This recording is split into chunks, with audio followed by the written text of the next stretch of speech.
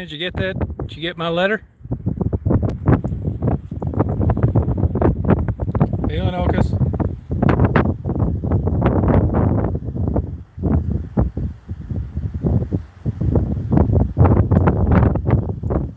Hey, that is crazy. That other lady didn't get it either.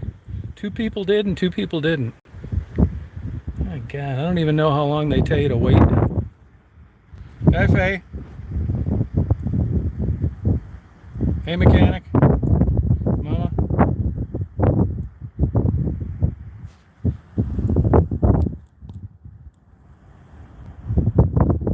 Hey, Drowsy Doll. How's Alaska? Did you hear from the detective? Man, I was down Detroit 6 hours today. Couple things. First of all, the construction's crazy. That whole area around Maddie and Gerald and Marguerite, that's all torn up. I don't even know where Marguerite would sit. It's been that way, but it's a lot worse today. That whole service drive where you go along 75, along where Marguerite used to sit, that whole service drive's cut off now. Ford's tons of construction. No fishermen out today, which is really weird. And I didn't see anybody walking up and down Michigan Avenue. I went down there like 12 times. Delray, even the park was slow. It's really weird. My guess would be access to stimulus money. I'm not sure. Hey, train.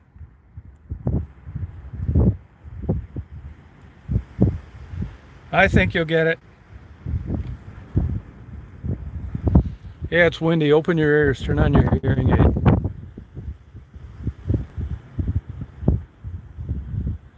Turn on your hearing aids.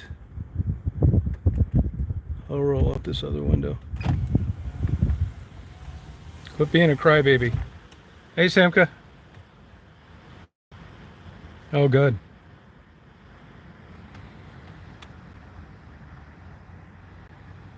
Hey, Tim. Hey, Onocus.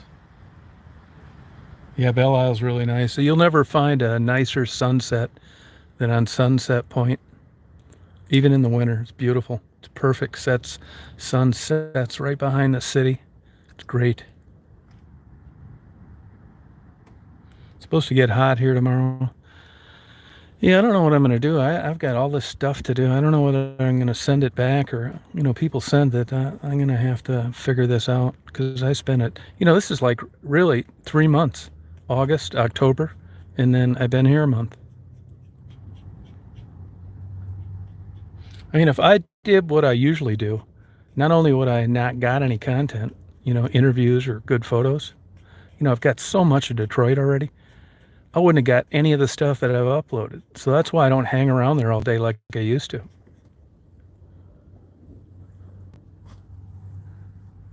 How you doing, LA? I'm waiting for the second coming of Christ.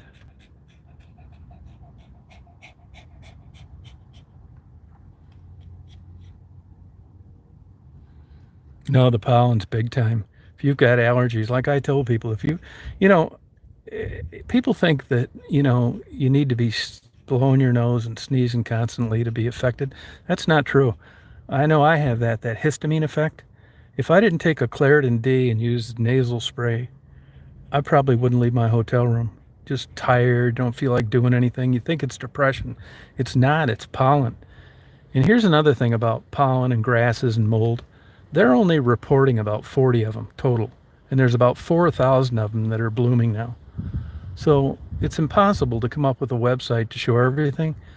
And most people are affected by the 40 that you're used to. But you can be like me. I'll pass an allergy test, but I know I've definitely got allergies. So Claritin D, don't get the knockoff brand, and get that nasal spray.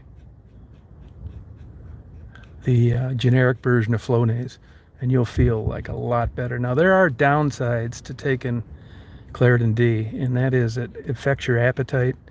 You get a little foggy brain, but it's better than not leaving the house and feeling tired all the time. I guarantee it'll work. No, get Claritin D and the generic nose spray. Get it at Walmart, or you can get it at Walgreens. Now this is the one I use. It's Equate.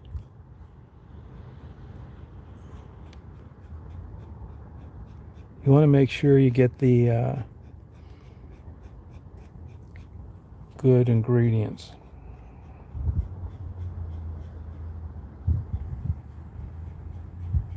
Hey Mark, how you feeling?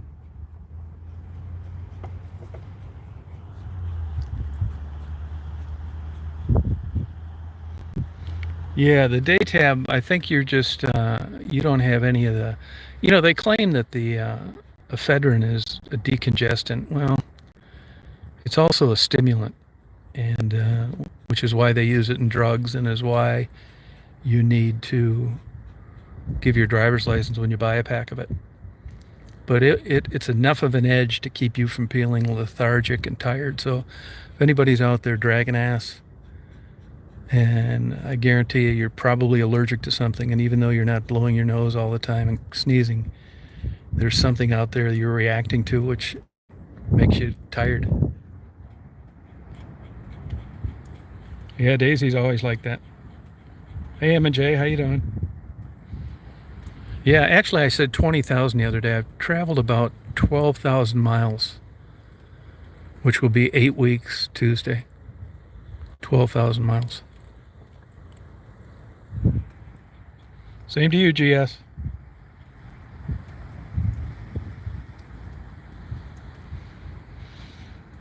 Yeah, that's actually on the low side, you know. But there's about 2,500, 3,000 of those, maybe 4,000. We're going back to Hilton Head and back and cutting across the south. Oh, I'll check it out, Patricia.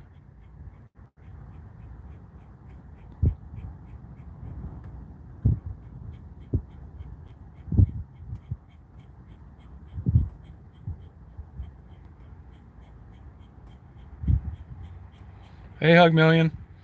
I'm at Willis, my favorite place. I like coming back here because it's right near the water. I can try and knock out a couple time lapses if the clouds are good. The clouds are so-so today, not great. They were much better earlier. Trees are like about a third of the way bloomed. Oh, okay, Patricia. Oh, that's cool, MJ. Yeah, it's a beautiful day. Tomorrow's going to get kind of, I think I'm going to head home Monday. I'm going to hit the road again tomorrow down in Detroit and Sunday. But it's really slow down there.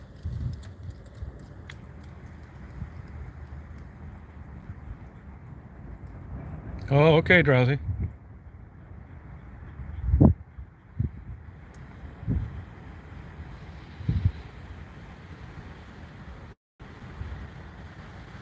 I do. I have the state park pass, and then I have the Metro Park pass for here, which somebody bought me as a Christmas present.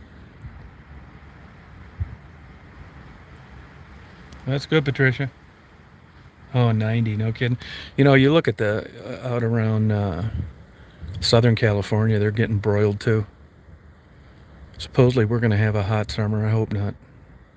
If I never saw another 80-degree day again in my life, I'd be fine with it.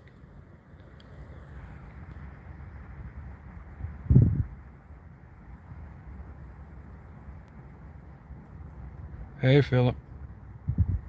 Hey, Penny, how you doing? Did you get your Ardbeg 10 in yet?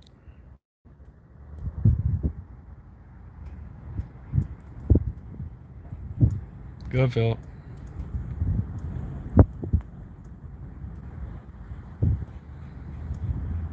Yeah. Yeah, Simka, I don't blame you, to be honest with you. I live down there myself.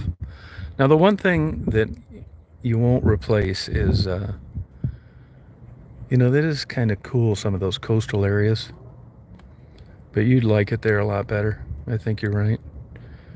Unless you lived in Florida, nobody understands why you want to move. You should do it, Lenokas. You don't get too much heat and humidity there, though, do you, Philip? I noticed that guy that owns that airstrip that makes those fireproof doors. He hasn't been uploading videos in a long time. I wonder if business went south because of COVID for him.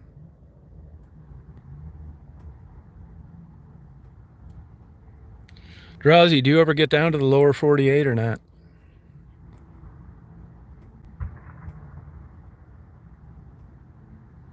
No, yeah, I know the feeling, Simka. Well, I left my wife there, so all things are possible.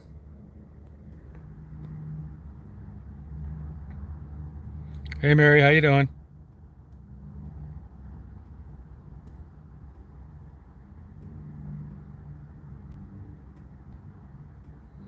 Yeah, things are really affected. I'll tell you, I've noticed. I mean, you guys know I'm on the road all the time. Small anybody that was on the cusp of making it or not in a restaurant, it's already gone. The mom and pop place along the roads between cities, gone. Going out to eat still a pain in the ass. It's not like the old days. A lot of places are still closed, never opened.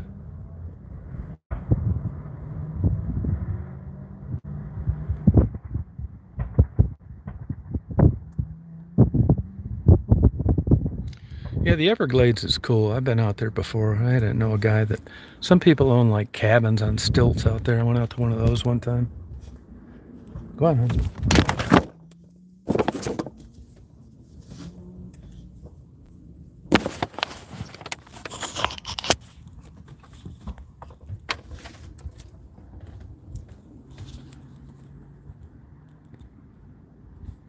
Yeah, they're all over. They're all over Hilton Head too. Crazy. I see Captain Nemo's was open again yesterday. Good girl, hon. Hey, graphic. Yeah, she did knock it down.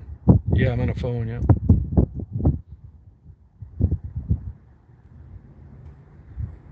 Oh, no kidding, Philip. Wow. Well, I know the feeling. I mean, we're getting August temperatures in April, and Michigan's nuts.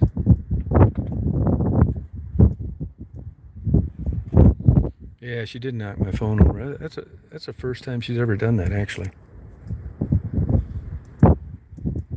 Hey, Jessica, how you doing?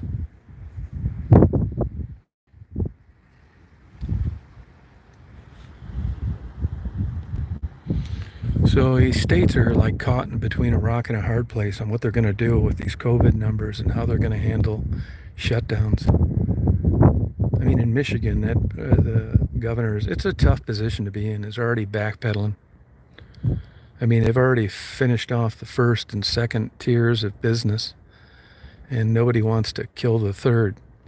So they have more numbers now than they had when it was shut down before, and they're relying on 70% vaccination in Michigan, which I don't think is going to happen.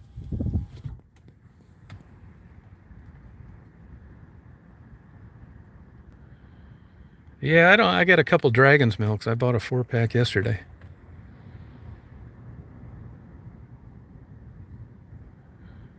Yeah, if you look at like the questionnaires they ask, I don't think they're ever going to reach 70%, but we'll find out. It's really these are weird times. I guess the only comforting thing, and for lack of a better way of explaining it, it's not just us. I mean, I get emails from people all over the world, same deal, shutdowns, people up in Canada. It's absolutely killed these border towns, like from the United States and Canada, because a lot of their business was from the United States and vice versa. They're dead. You can't cross the border. So it's a big problem. Yeah, Dragon's Milk are good. Yeah, isn't that crazy? And you guys were doing so well for so long. You can't help but think that uh, you can't help but think that it's people visiting.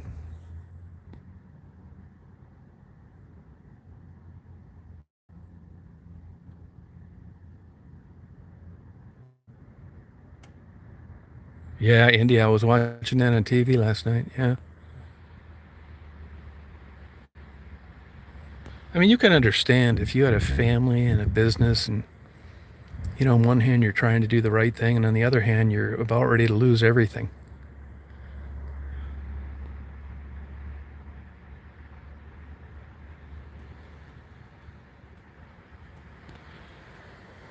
It's a bad time, man. That's for sure.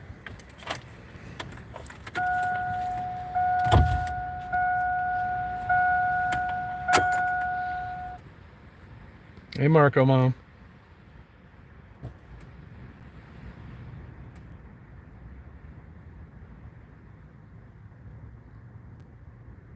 Yeah, the variant. Well, if you look at the difference between Pfizer and Johnson & Johnson's, some do better than others.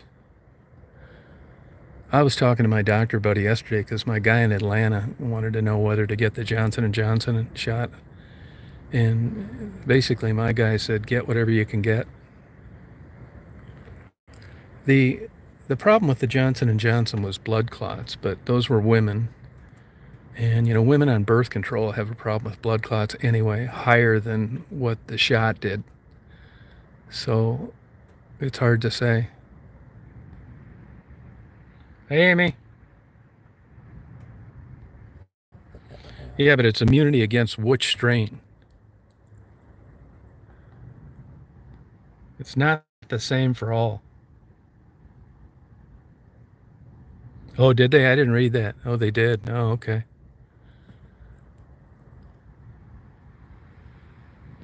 Oh, Simca, any problems at all? Did you notice any your arm soreness or feeling bad?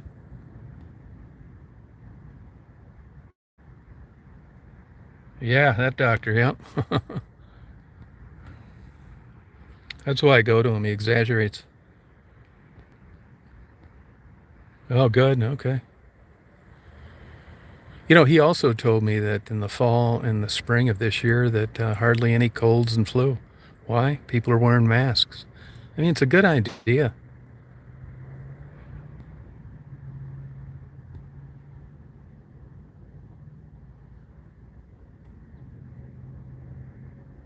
Oh, okay.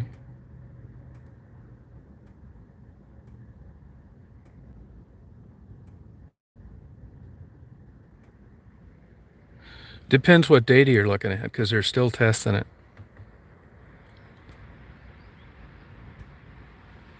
Amy, you got to work today? You got today off? Yeah, that makes sense, though, Mary. That makes sense.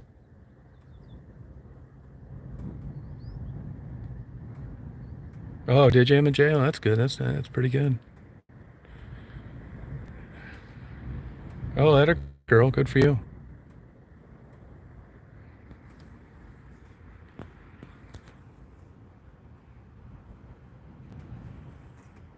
Oh, really? What happened? What were the symptoms on that drowsy doll? Oh, good for you, Watson.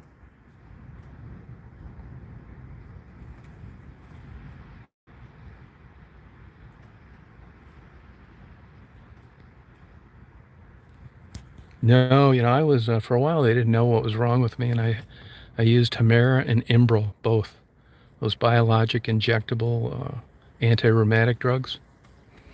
Anyway, when I shot that Humira, the within 5 hours I got shingles.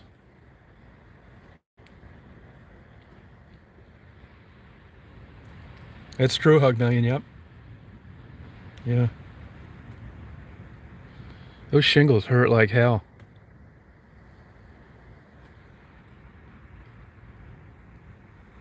That's interesting from the vaccination. I didn't know of that till now.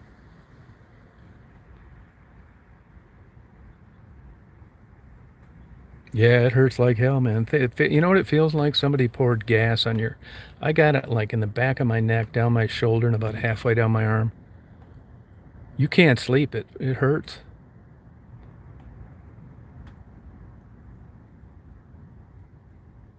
Oh, no kidding, Kiki's.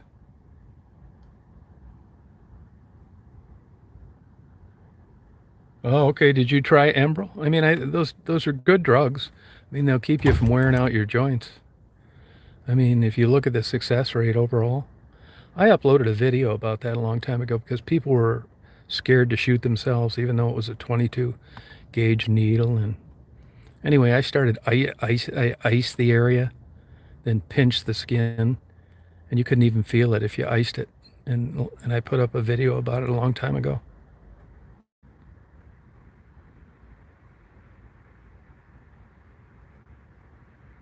Oh, poison sumac. No. How you doing, Amber?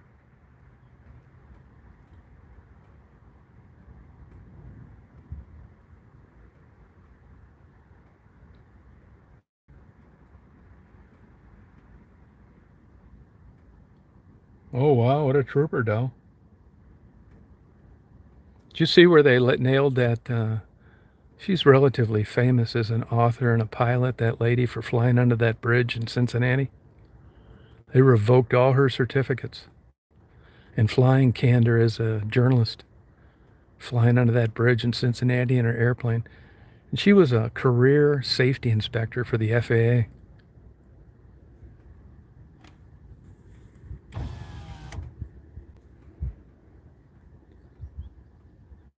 Yeah, I like Cincinnati. You're not going to find a prettier city coming through there at night. Atlanta looks good at night as well.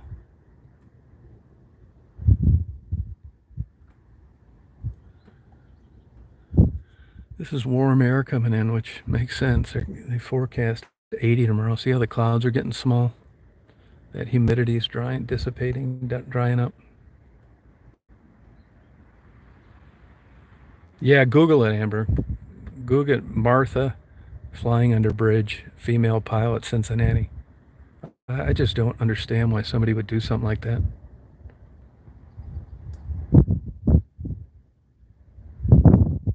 Oh, yeah, they made a big, huge deal. It was really stupid of her to do that. What happened is, I don't know what time she did it, but whenever she did it, the Ohio Department of Transportation had a video recording all the time, for a multitude of reasons, suicides, collisions, whatever. And they got the tail number off her plane and set it to the FAA. The interesting thing to me is they took a year and a half from when they got the video to do this. And I'll bet you money, because she was a big shot in the FAA, that they were trying to figure out how to handle this. Because it really is kind of embarrassing. I mean, even though she'd retired. But I know another guy that happened to, got all his certificates revoked. You got to take all your check rides again. It's a pain in the ass. She sounds like she's really nuts, because that's a big time violation. And she said she considered fighting it, but it would have cost 25 grand. She'd have probably lost. You better believe you would have lost. They've got video of you flying under the bridge, you kooky old lady. Damn right. Why would you fight it? They got you. What a nut job.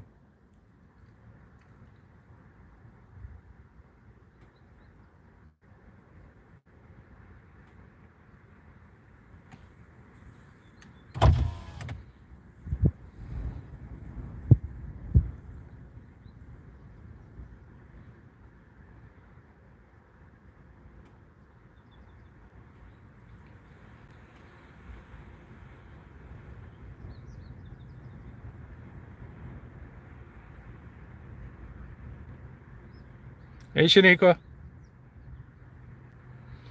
No, I mean, even when I first started flying, even before I started flying, I mean, I was really interested in, even as a kid. And, any young guy that's got sowing his oats and doing fun shit, it's kind of like soap and windows, only you've gotten older. I mean, I think anybody I know that has flown an airplane, you're out fooling around and having fun. It'd be fun to fly under that bridge, but if you've got a brain cell firing, see, back when I started, not people's cell phones weren't around. Not everybody had a camera in their hand, so it's a different world now, and that kind of stuff. Like, I'll give you an example. When I used to go up to West Branch, I would get over along the Saginaw Bay, fly all the way over along the beaches, the whole way up, cut over down near Standish, buzz my sister's house, and they'd hear me and come out to the airport and pick me up. I would go to jail for that now and probably get nailed with a $100,000 fine. Things have changed so much. But anybody with a brain cell firing knows that you do not take airplanes and fly them under bridges. It's like a big, huge no-no.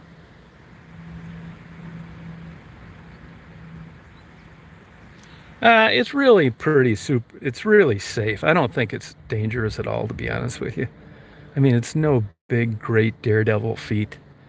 You know, you're flying in congested areas, sometimes flying in and out of private fields, which are 10 times more limited in space and trees than that place. I mean, it's easy to fly under a bridge. It doesn't take any great pilot skills. That's what I mean. I mean, if you do it, you're just an average pilot anyway. And if you get caught, they hand your ass to you. I just don't know why somebody that was a career safety inspector for the FAA of all places that wrote for Flying Magazine would be so dumb. I mean, it's a no-brainer.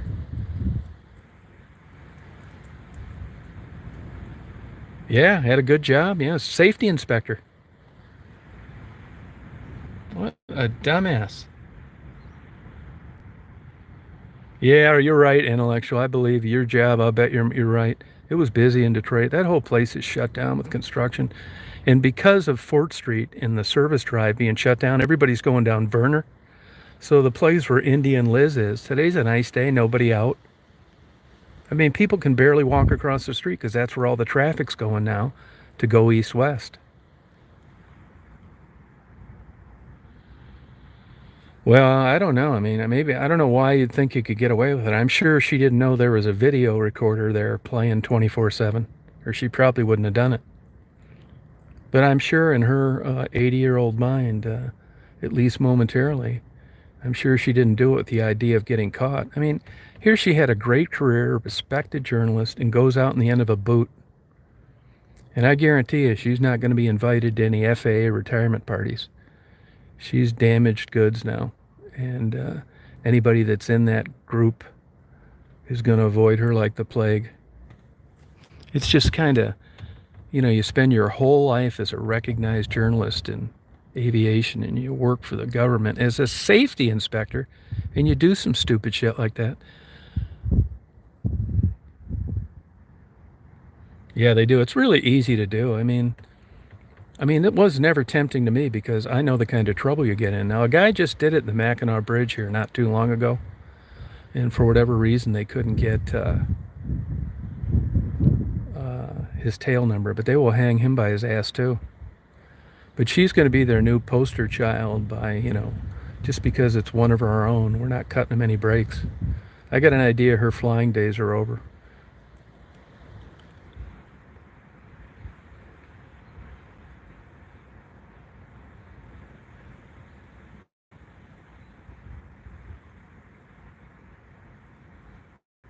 Yeah, you can. I'm sure. I mean, that's what a lawyer trying to do that stuff.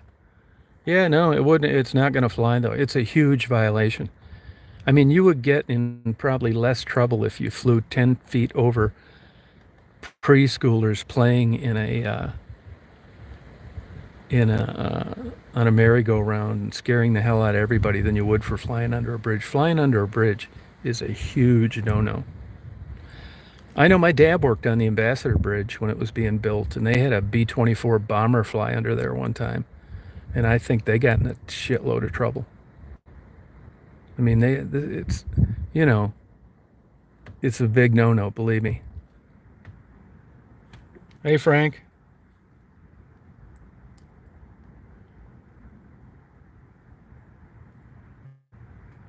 Yeah, you'll appreciate that, Amber. She's been around Cincinnati forever. Google it. Martha, I'm trying to think of her last name. I never read her articles in flying. I thought they were boring. It was always about some stupid subject that didn't interest me. I don't read those flying magazines like I used to anyway, but I would see her name in there all the time. But yeah, she's what a stupid ass.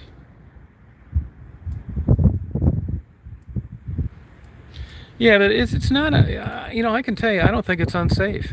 You're just not supposed to do it. I mean, that is a huge area, particularly under those bridges. Flying under the Mackinac Bridge, I mean, you could probably have somebody that had taken 2 hours worth of flying lessons that could do it without hitting the bridge. It's no big aviation feat. I mean, if anybody couldn't do it, or hit the bridge, they probably shouldn't be flying to begin with. It's easy to do.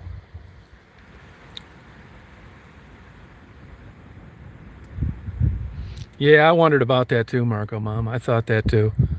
It affects your judgment, your emotion. That's true. Well, she better have some neurological stuff to back that up. So see, she'd get her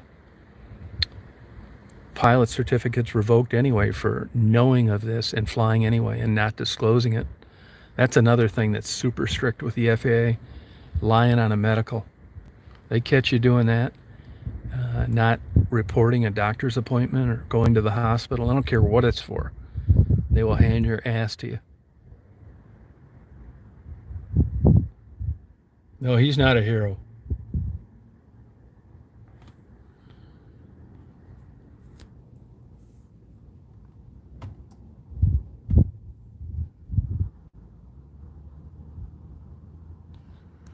I mean, if they said to me, hey, look, this is going to be it's for charity. We've got nobody's flying over the bridge. Would you like to fly under a bridge? Yeah, I would like to do it. I want to upload the video. I would like to do it. Count me in. No problem. I would love to do it. Just be kind of cool seeing like a bridge over you when you flew under it. But it's easy to do. Hey, oh no. Hey, Stacy. Sully did everything wrong. He was actually faulted in the final report for losing situational awareness. Only Hollywood would make a video out of an underperforming pilot. And that's exactly what they did. You want to get the straight scoop about what a professional pilot thinks about Sully? Just ask them when you're in the airport. Say, hey, what's your opinion of that? Was he a big hero?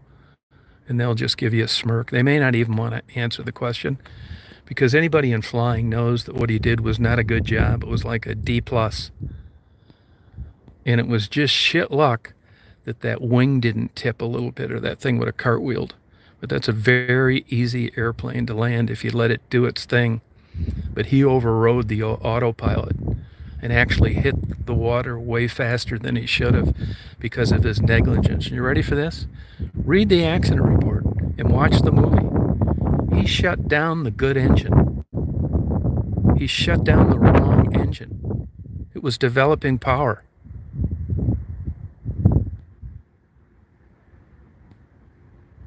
Yeah, ask him, Amy. Yeah. Hopefully he's read the report. If he hasn't, ask him to read that first. Oh, did he ever? Big time. Huge. He cashed in on the fame. Huge. I'll tell you, the real hero is a guy that landed that DC-10 out in Sioux City, Iowa. When the engine fell off. Lost all his hydraulics. And him and a flight engineer that happened to be jump seating. That's the only thing I knock him for, too. The flight engineer should have been up in the cockpit up until they hit the ground, but he told him to go back and strap himself in, and he was the only guy that really knew what he was doing. But you know how it is. That's how Hollywood is. It's a movie, not a documentary. That's what they hang their hat on all the time. Yeah, landed in the Hudson River. And you can read all you want on an A320. If that would have been an old DC-9 or a 727, would have been a different story. Even under perfect conditions with everything hanging out, trying to slow it down, they're still going pretty fast. The new airplanes are easy to fly. You go out to like Detroit Metro where I'm at on a windy day where their ground speed's low. I mean, it's unbelievable how slow these things now. It's not like the old days where they're hauling ass all the time. With the new wings, the wing design, winglets, slats are different. That's exactly it, Hugman. That's exactly right. That's true. But I did go and watch Haynes, I think. Hayes, his name was, Captain Hayes, speak at Ann Arbor a couple years after that happened. Really good guy. I think he's died now. But there was a guy, now you want to talk about a real hero. And it wasn't a happy story with a happy ending, but when that Air Alaska, or Alaska Airlines, whatever it was, when that jack screw got jammed, I thought those guys were excellent pilots, and it just didn't work out for them. But you couldn't have been more calm and cool under pressure. They did an excellent job. And that poor lady that crashed in Texas that had a Cirrus, that was partly the controller's fault. Now, they never blamed him, but the way they jacked her around, they set her up in a bad position. And she was doing so well up until that point, and she just got a little sloppy on airspeed and ended up getting in a flak spin that killed them all. There's a video on YouTube about that. But if you're interested in aviation and you like to read about those things, that whole video is on YouTube where they're sending her around, changing runways. I mean, you couldn't have done a worse job. And it just caught her at the end, which is unfortunate because she was a relatively new pilot. And she did such a great job up until that. It's just super sad. Husband got killed. She got killed. Cirrus crash in Texas. You can listen to all the transcripts are on there.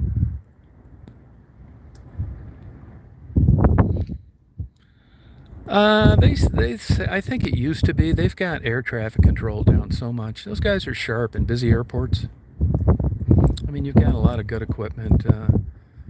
I think with everything they have, I'm not saying it's a cakewalk, but I don't think you have to be any kind of genius or anything to be an air traffic controller. It's an interesting system to watch when it's busy. It's really Atlanta. Detroit's not really that busy of an airport. Chicago.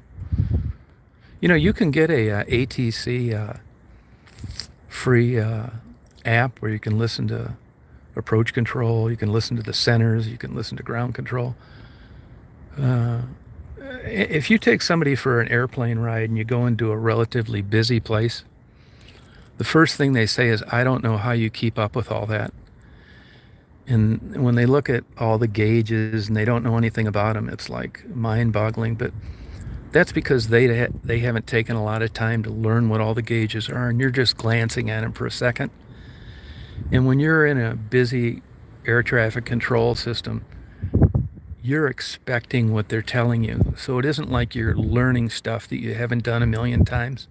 You know where you're at, you know what you're trying to do, and you have an expectation of what they're going to tell you to do. But to a non-pilot, it seems so daunting they can't figure out how you can process all this information. It takes a while, but once you get it down, it's not that big a deal.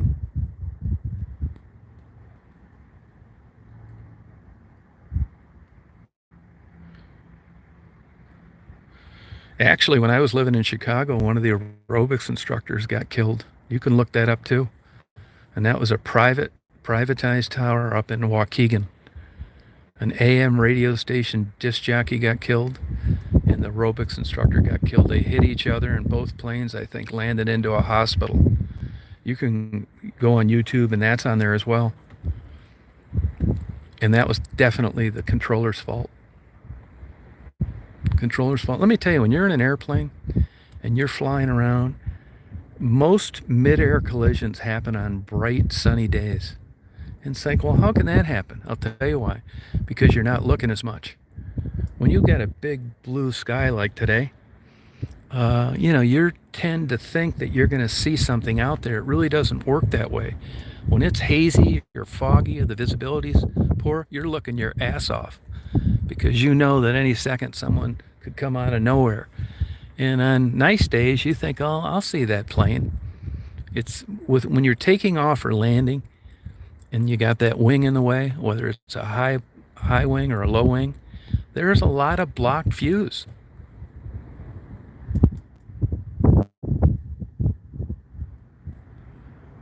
Well, it's not always a controller's fault, but in that particular case it was. He'd set them up wrong and ended up costing 2 people their life.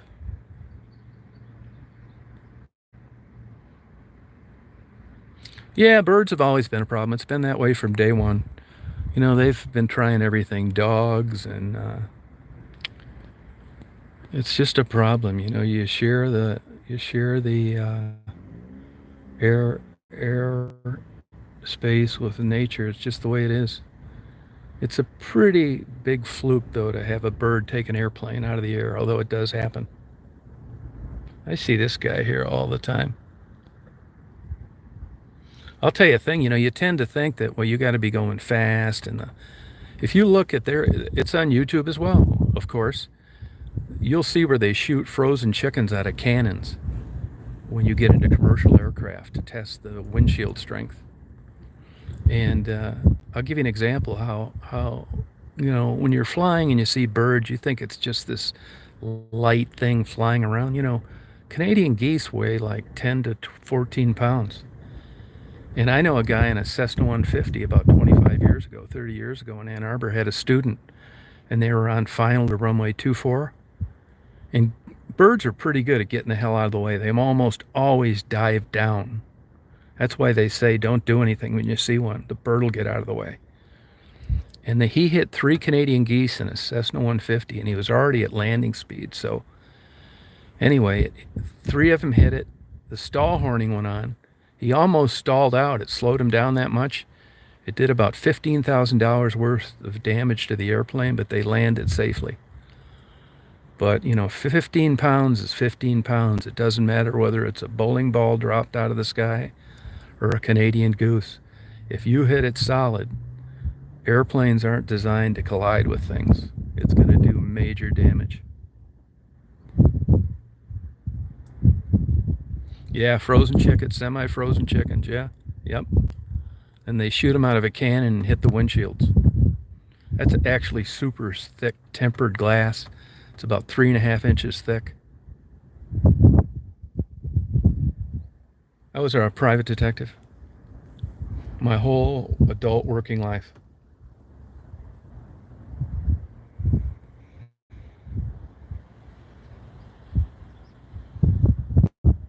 But planes are hitting birds all the time everywhere. It's not uncommon. I don't want to say it's impossible, but it's unlikely. I mean, those big turbine engines and jet airplanes, you'd be surprised the amount of birds they can chew up and still run fine. I mean, they're crazy RPMs, a lot of heat.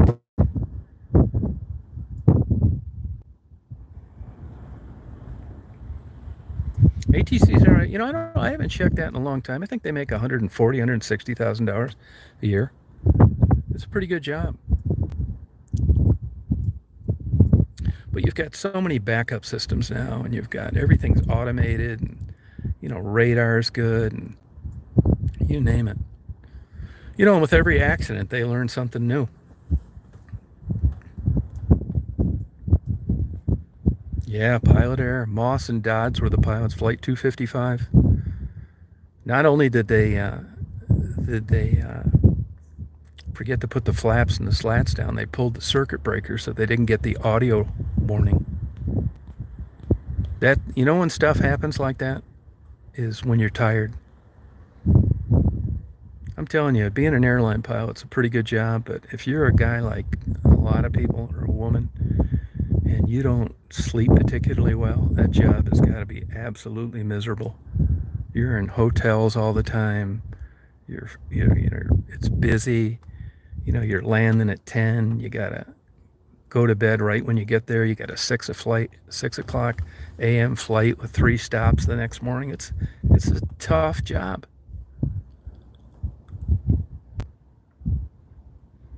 Flying is super safe. The most risk your daughter will have will be from getting from her home to the airport safely. The statistics of flying are ridiculously safe. I'm talking about commercial aircraft, not private airplanes. That's a whole nother ballgame.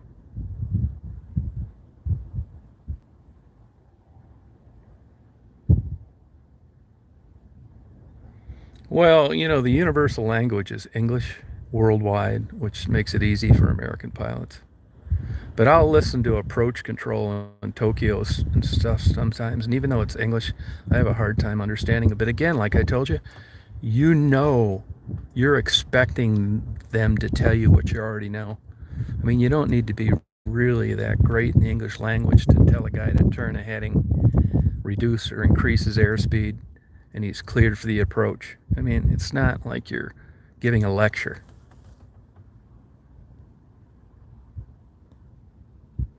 I got quite a bit of time in helicopters, not as a pilot, but for 2 years I did the traffic reports with the old AAA jet copter in Detroit, Pat Monk's. It was WWJ, AAA jet copter. And then I had another buddy that had a Augusta 109 and another guy that had a Bell Jet Ranger. So I've rode around in helicopters quite a bit. Now, you know the deal with that. Even if you get rated, they're super expensive. And the time requirement to get an insurance policy is crazy. So you got a lot of guys that get the rating just to say, I'm rated in helicopters. But unless you're rich and can afford your own, the insurance premiums on helicopters are just nuts. And nobody's going to rent to you, so it just doesn't make sense. And helicopter pilot jobs don't really pay that great.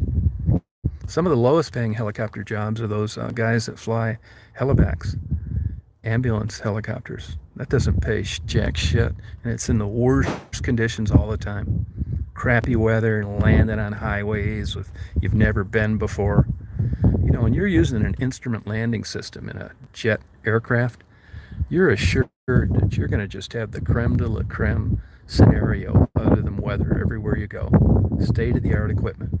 You're flying around, you're picking up some farmer in a hayfield with thunderstorms approaching and there's wires all over. That's your career, man. It just seems like, only a matter of time. To fly 30 years as a helivac pilot and not have an incident is, pretty lucky. No, they don't pay them much. It's crazy. That's because it's supply and demand. You got a bunch of people wanting to do it, and it lowers the wages. Yeah, I like that deadly catch. I don't like it as much as I did when they had the original cast, so it's just not the same. Those guys don't really seem to have compelling personalities to me. It's just kind of boring. No, parasailing is super dangerous, by the way, statistically. I did skydiving for quite a while. Flew a handful of ultralights. Went in a glider once. I didn't like that either. Too boring. Had a chance to go in balloons and just was never interested to do it, to be honest with you.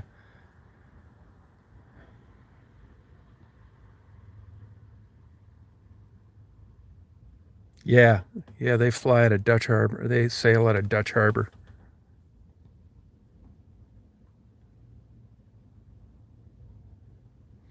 Parasailing causes a lot of quadriplegic and paraplegics. It's a super high risk activity. I would never do it. I mean, I love motorcycles. And then I had two buddies get killed, and I drove an ambulance for a year, and I thought, you know what? I'm not riding these anymore. It's all risk analysis. Flying in a commercial airliner is safe. Riding a motorcycle is not.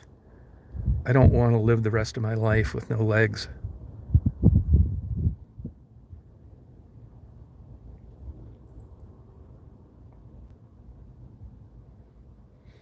Yeah, I mean, the data is there for all these things.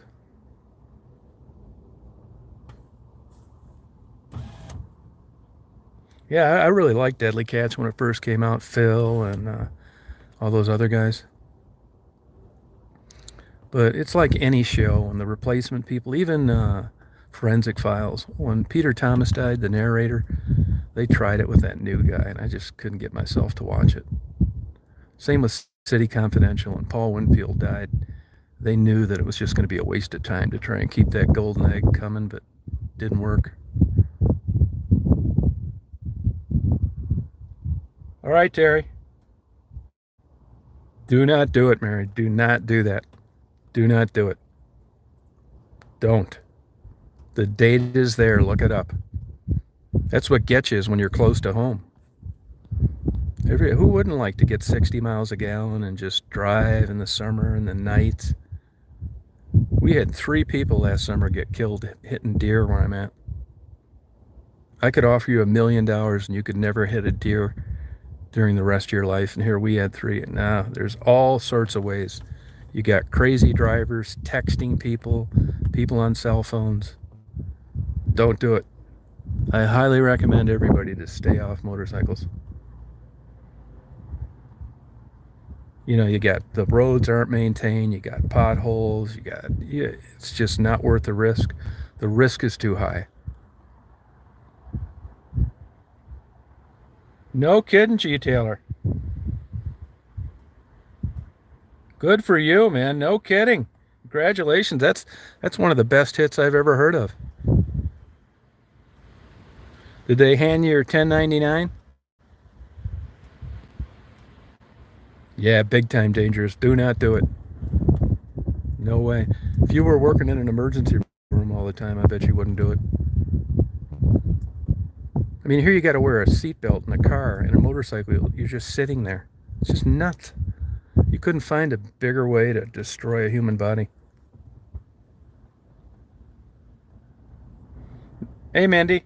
Hey, now, Taylor, did they take out state and federal? How'd they work that on your 1099? They take out all the taxes? Even mopeds are dangerous. I wouldn't go anywhere near the road. I think these people are crazy for riding these 10 speeds up on the Leelanau Peninsula. You know, you got 3 inches of concrete that you're balancing on while every kook in the world that's looking at the beautiful waters driving up there. No way. Nuh-uh. Dedicated bike trails or I'm not doing it.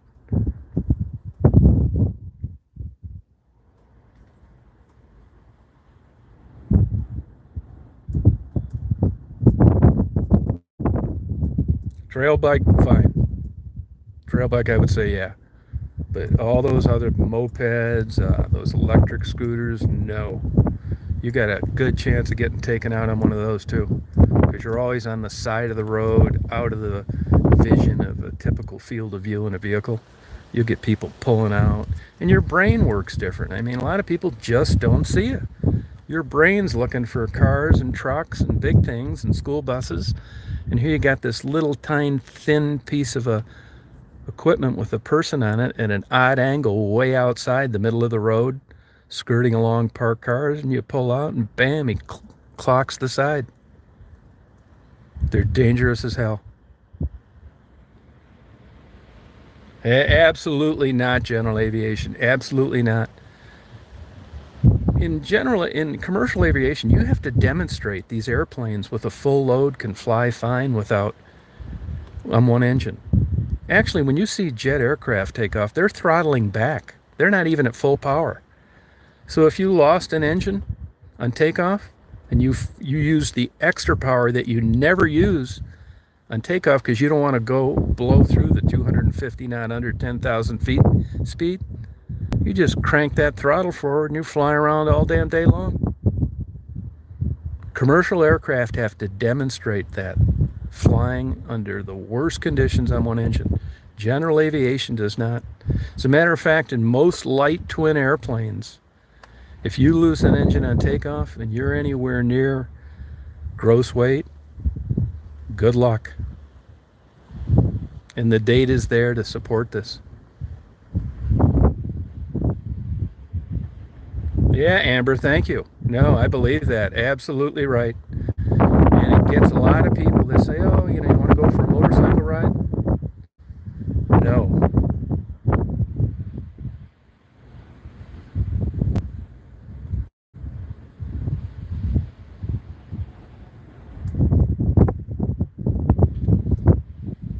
Yeah, I would stay away from all those things. I'm not kidding you.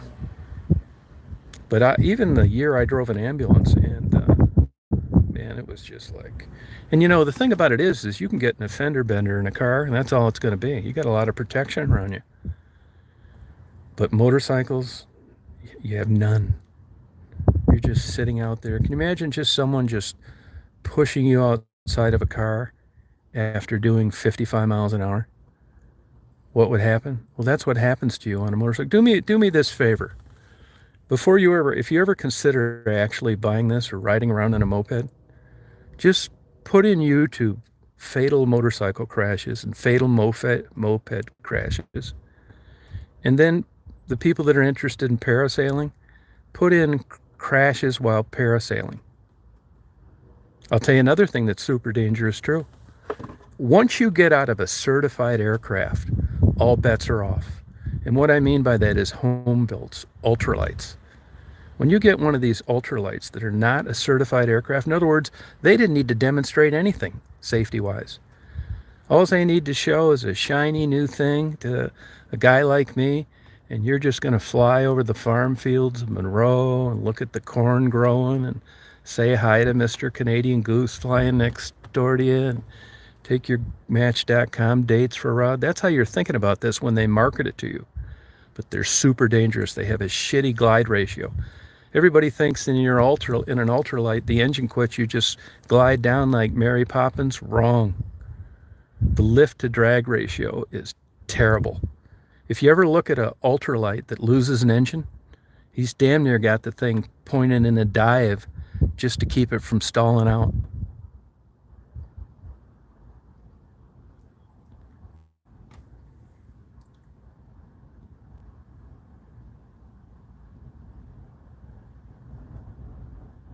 Oh, really, Stacy?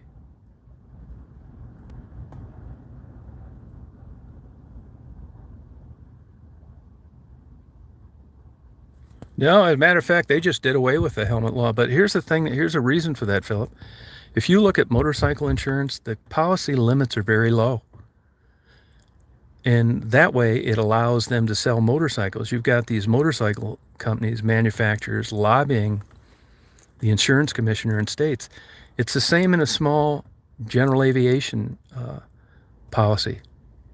What you're really covering yourself for is running your plane into another one and trying to park it, having an off-field landing and hitting someone. But the chances is very low of that happening.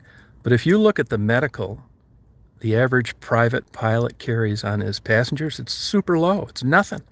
It's like $50,000 per person. You can go through $50,000 on a medical bill in 4 days in a hospital anywhere. The policy limits are so low, it doesn't mean jack shit on motorcycles or on airplanes. So that's the reason on motorcycles. It's because you're getting a pretty high premium for the amount of coverage that they're giving you. So it's very lucrative. And if you scramble your brains and you're shitting in a diaper for the next 20 years, what do they care? They gave you your 50 grand, told you to hit the road.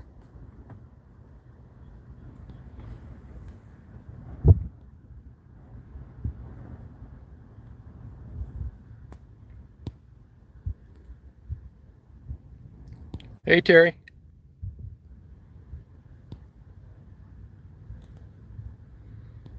No, I get why you want one of these things. I mean, it's very tempting. Gas is going up, and you're just gonna put a tank of gas in every month and just go up and down Leelanau Peninsula and wave to your friends. Hey, look at me. This is eco-friendly. I've only used 6 gallons of gas for the whole month of June. Watch me splatter my brains all over.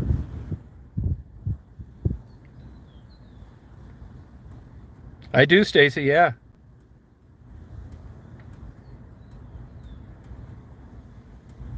Yeah, well, you're lucky. You're lucky you're not a quadriplegic.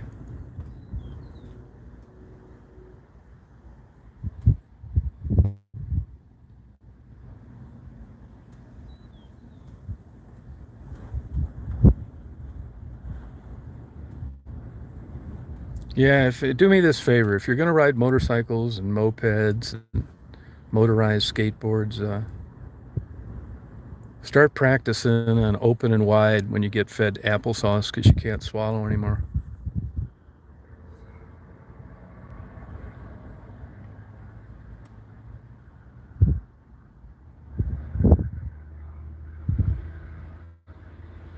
Yeah, even wearing a helmet, I wouldn't touch one. No way.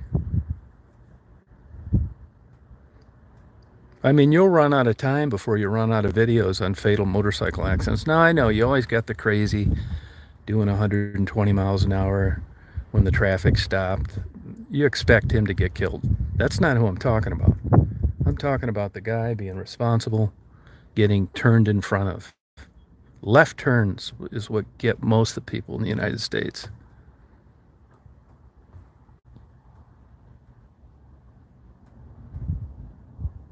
No, they don't think of it in those terms, though. You don't think of it in those terms, Scarlett.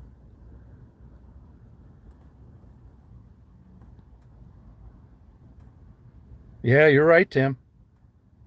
Yeah, believe me, I love the idea of it. I would love to have one. I had a bunch of them. I had a Kawasaki 500, 750, 900, and then I bought a brand new 750 and got in one accident myself.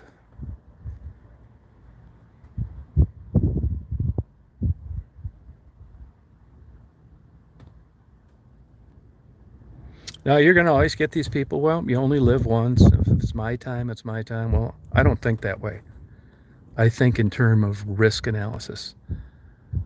If you think God's got a day picked out for you and you think it's not going to be until you're 83 when you slip on a banana peel, good luck to you. I don't think that way. With me, it's probability, risk analysis. I don't mind taking it, some risk, but I'm not going to take crazy risks that don't favor a good outcome.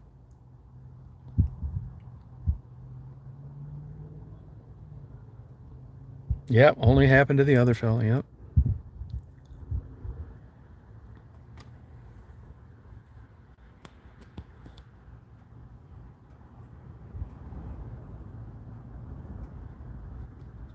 Yeah, but you know how it is. I mean, human behavior, man, nothing surprises me. I mean, look at this old kook flying under the bridge.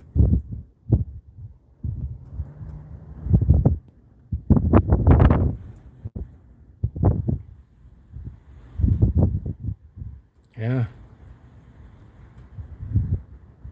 I mean, when I was a kid, my first two new cars, I cut the seat belts out of. We all grew up on the river and had our own boats. We didn't know what a damn life preserver looked like.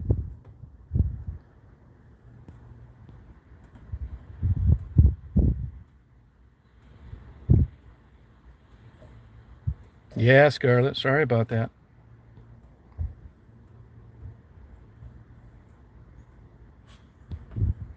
Yeah, well, the whole idea about it, it's you eat healthy because you want to, live a healthy life while you're alive.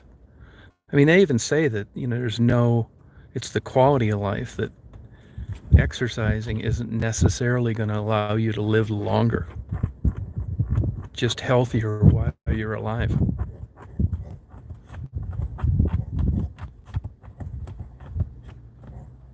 Yeah, that's true. Yeah, you're going to find those guys. You're going to find a group of 70-year-old guys that never had an incident. Yeah, they're around for sure.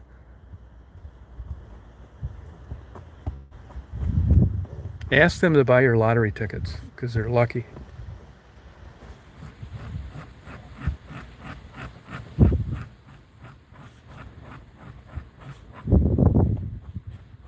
Look at John Denver. He was actually type rated in the Learjet. And all that money, all that wherewithal, could have had another guy with him, ends up buying a home built, uncertified airplane. And the guy that built it, once again, human behavior, rather than have the fuel switch under the pilot's seat, he decided to put it in back. And the switch had broke, so he had a pair of channel locks on it. And John Denver bought it, and he told him about it. And John Denver said, yeah, when I get it, I'll get that fixed. And he took off and was doing touch and goes and started to run out of gas in one tank and went to switch the other tank, so he had to reach back and kick the rudder accidentally and rolled upside down and crashed inverted. That would have never happened in a certified airplane because it would have never been approved for flight with a half-assed fuel lever configuration like that. That's what I'm saying. Once you get out of certified, look at the accident statistics. They're through the roof.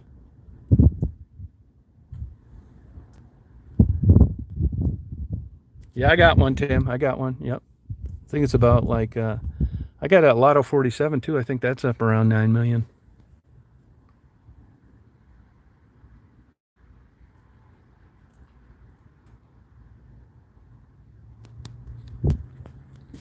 Yeah, they think a shot in a beer is going to keep them from having another one.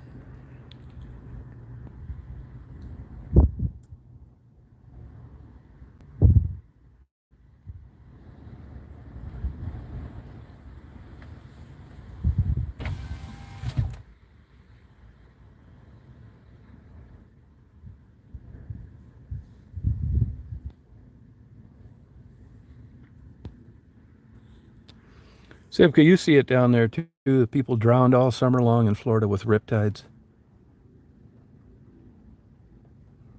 That happens in the Great Lakes up here as well.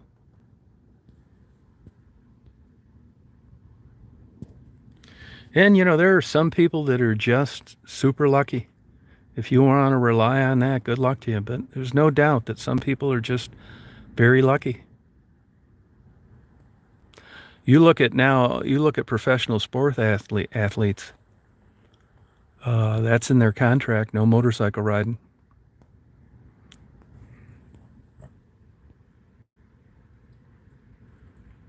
Only 800 a year, but that's just liability. 800 a year.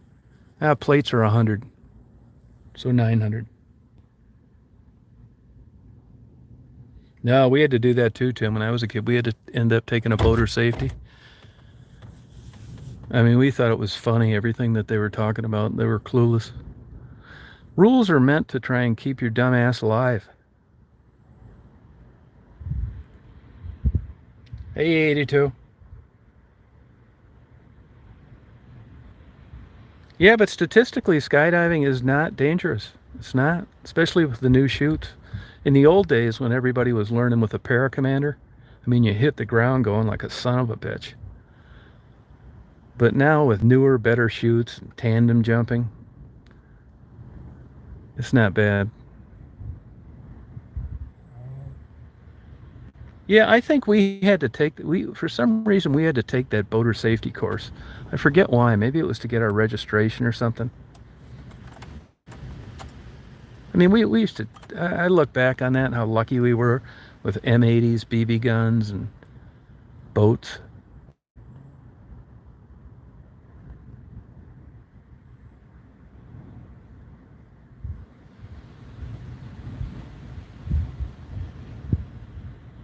Yeah, gun safety. That's a good idea. I had to take one of those too. That didn't really interest me that much. Guns don't really interest me.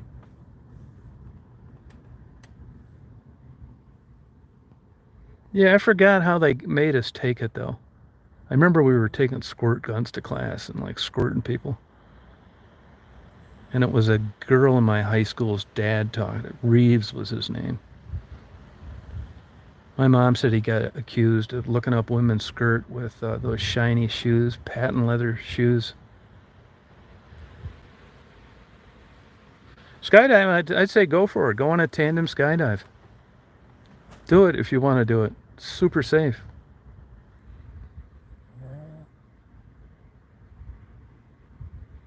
Yeah, they would, Simka. Yep. Yeah, I am Scarlet. Yep.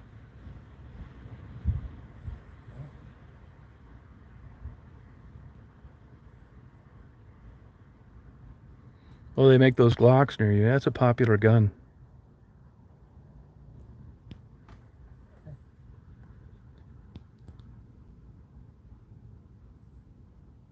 Yeah, time flies.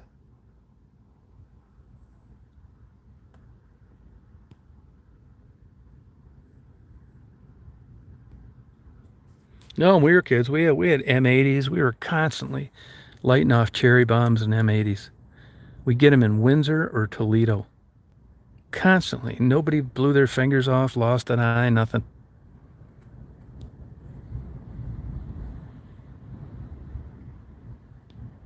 BB guns, shooting birds all the time. My mom tore a thing out of Dear Abby that suggested I was going to be a serial killer or something because all my buddies did it too.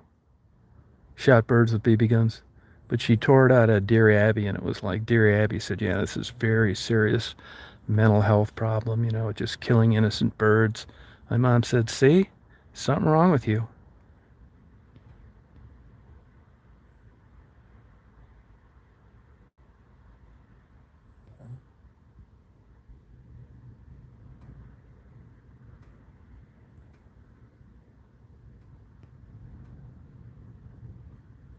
Oh, are you now?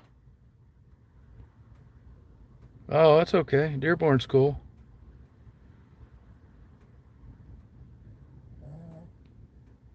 Yeah.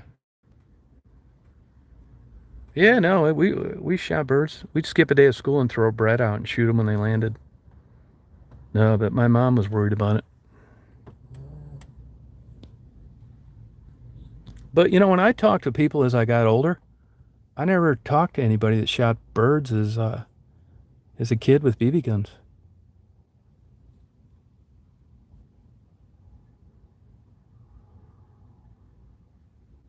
I shot a cardinal one time off my neighbor's bird feeder while they were looking at it with binoculars. That was kind of the beginning of the end. Oh, did he, Amy? Oh, okay. Yeah, I mean, but I talked to a lot of people, and they didn't do that. They didn't shoot birds with a kid. Yeah, firecrackers and fog. Oh, yeah.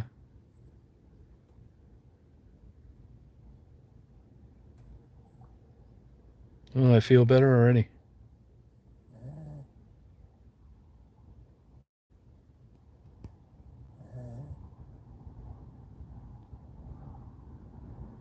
Well, you can follow me around. Oh no.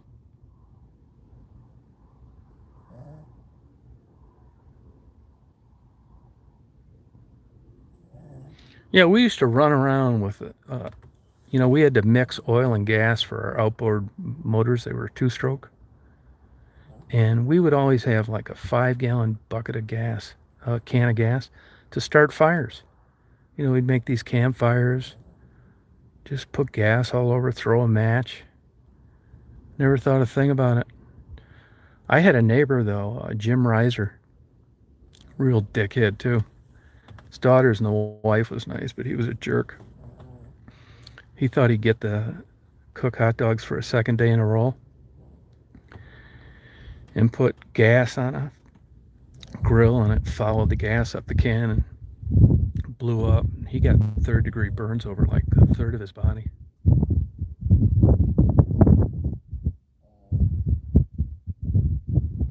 Yeah, the chosen one girls guy. He's something wrong with him. He's just a child in an adult's body with no original content. Just listen to him ramble on about titties. I think the guy's in his 40s. That ought to kind of sum it up for you.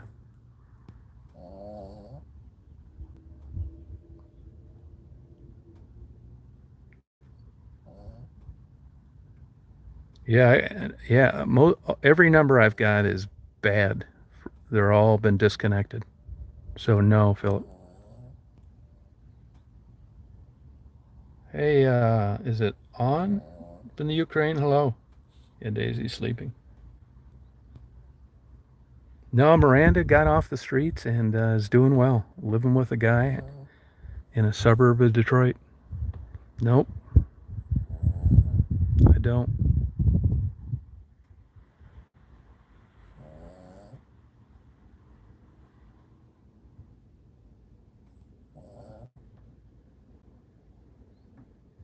Yeah, Miranda, both Amandas are doing well. Both just had babies. I think her sister's still out getting in mischief, Melinda. Miranda had a niece that used to contact me once in a while that was living with her grandmother. Just write the most well-written, cute emails and thanked me for taking care of her aunt.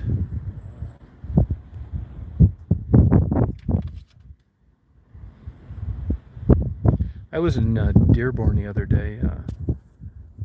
I went to Mexican Fiesta and was cutting back to Telegraph, and there was these 3 little Arabic girls that were selling lemonade at a little lemonade stand on the side of the street. They were so damn cute. I would have loved to have taken a video or photos, but you know how it is in this day and age. I'm sure the parents would have freaked out. They see me out there in an old van taking pictures of these kids selling lemonade, so I didn't do it. I bought a lemonade, but they were really cute kids.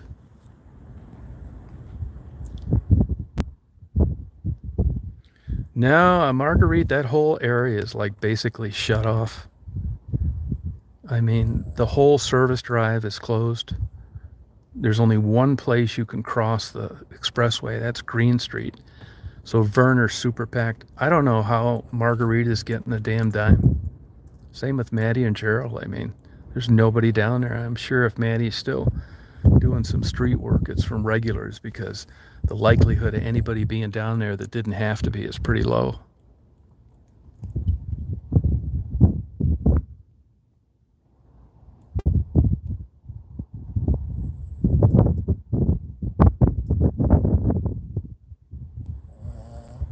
So to answer your question, no, I don't know how. I mean, I'm assuming she's doing okay because, you know, I mean, I know that if I went and interviewed Maddie, it's instant views. No, I'm not really into that, to be honest with you.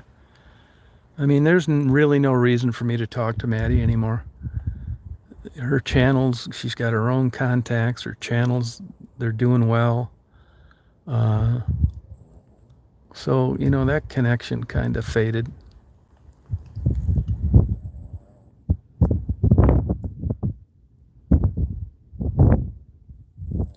Yeah, the thing about it is, though, I mean, you have to have enough quarters to qualify for Social Security. And I'll bet you, I don't know if Marguerite does or not.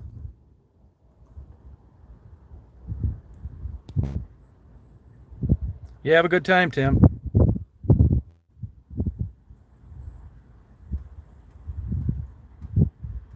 Yeah, that's where I live now, Scarlett. Yep. Where do you live, Scarlett?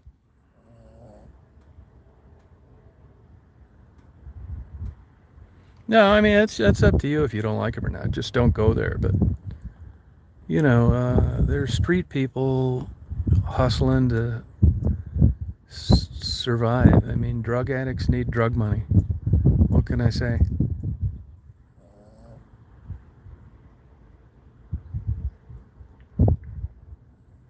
I don't know if she was ever. I don't know if she was legally married or not. I don't know why. I would think that a social worker would have addressed this in one of her hospital stays, or maybe she's already getting it. I don't know.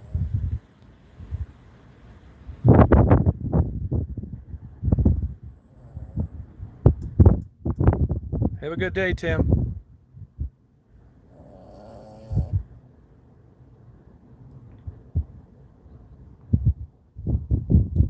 Oh, thank you, Emma J. I appreciate it.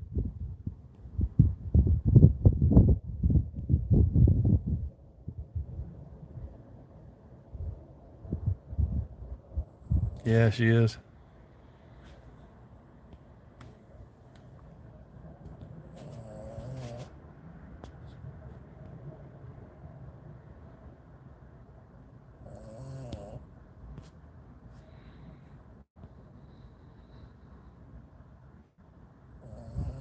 Yeah, Marguerite's cool.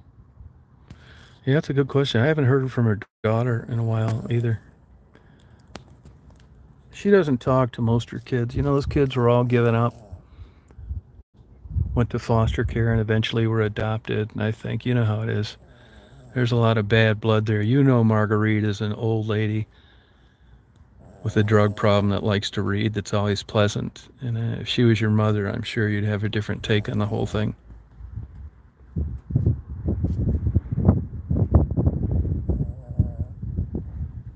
Oh, really, Philip?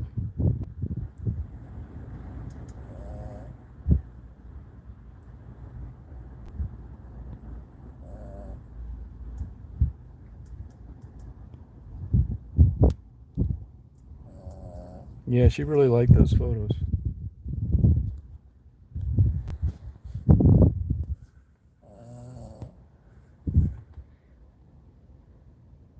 I don't really think. I think the one daughter. Hey, Echo, how you doing? I think the one daughter, that seems to go hot and cold. She'll show up every once in a while, but I'm sure there's a lot of not positive feelings. I don't know why she doesn't go down there. You're right, Simka. Yeah. Yep.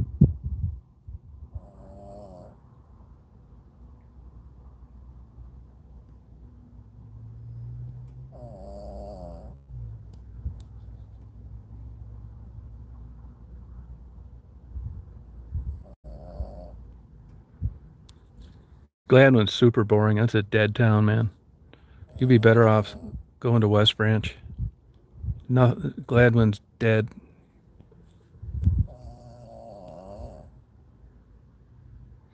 There used to be a restaurant down in Greektown called the Blue Nile. Ethiopian food you ate without any silverware. There's one in a suburb now. I don't know if it's them or not.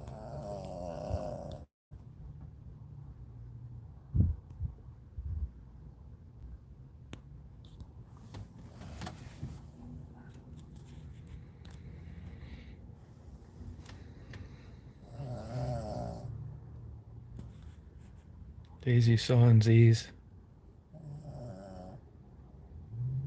Yeah, but that's like a trap you'll get in. You got property. If there's no building on it and you can't afford to build a new place, what good's it to you?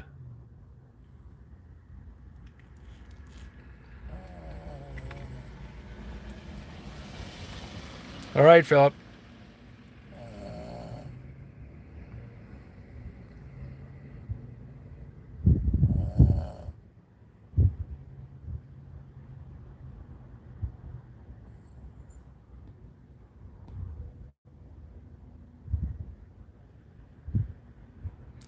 Yeah, what's wrong with her, Terry? No, rent's ridiculous, man. Everywhere. You know, I told you just for the hell of it, I looked up real estate prices in Wauseon, Ohio. It's nuts.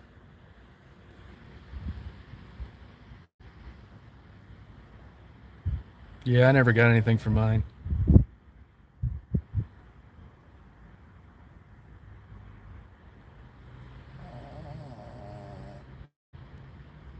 Yeah. Well, you must be up near that camp, whatever it is, restaurant those two gay guys own. You know what I'm talking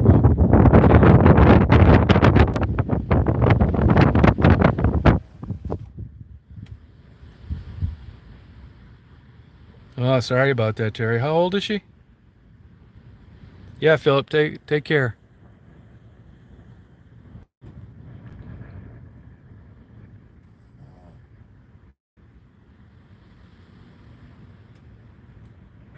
Oh, that's too bad.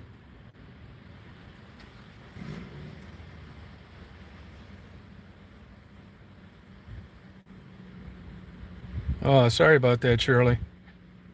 A lot of people have been losing their dogs or they're sick. Yeah, sorry about that. That's a heartbreaker. Yeah, I'm out there a lot, Stacy. I'm out there a lot. I've been out there probably 5 times in the last month. Yep.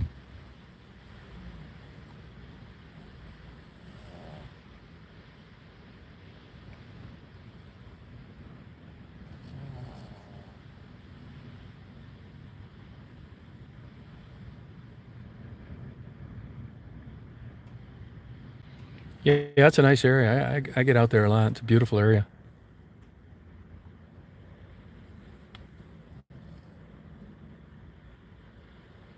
Oh, that sucks, Jerry. Now, has this been a diagnosis by a doctor? Oh yeah, I've been there a million. I wouldn't say a million times, but I've been there a lot. I know where you're at. Yep. I love that area out there. I think the Amtrak cuts through there, doesn't it?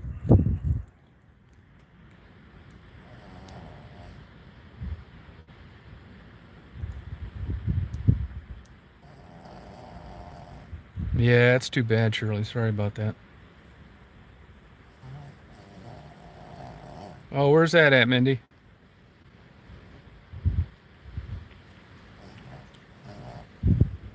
Oh, okay. Oh, that's cool. Stacy, you ought to write a book. I'd buy it. Good, Terry. How you doing? How's your channel doing?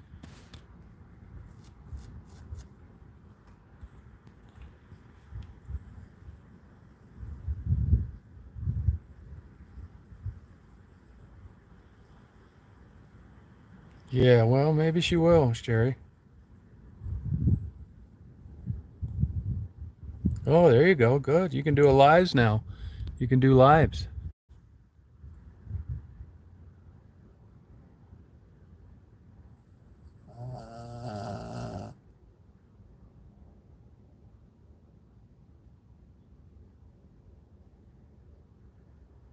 Oh, Mindy.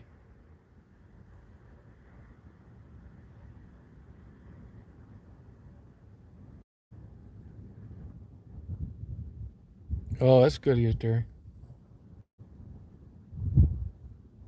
Mindy, where do you live now?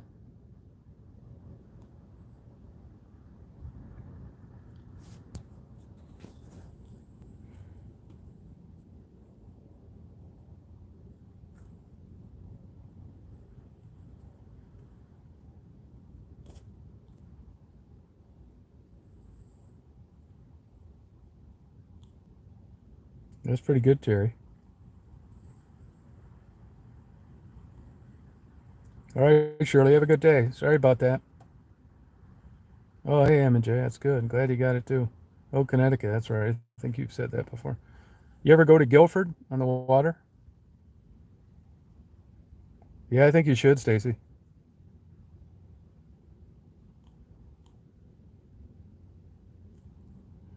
I did sell night crawlers as a kid too. I did do that.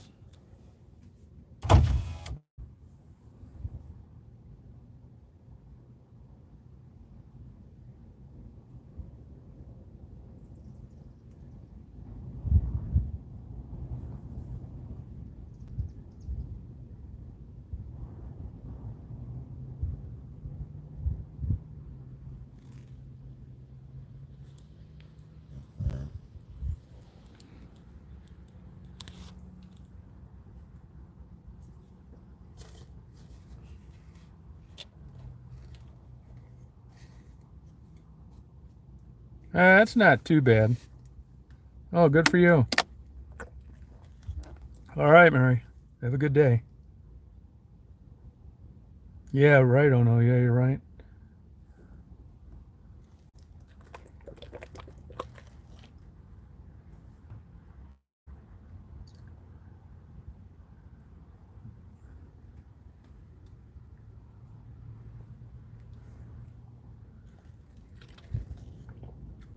No, that's the only time I saw her. That one time. Well, actually, I saw her one other time walking, but I didn't talk to her. Hey, Sarah, how you doing? Good, but Robbie, how you doing? Oh, okay, M and J.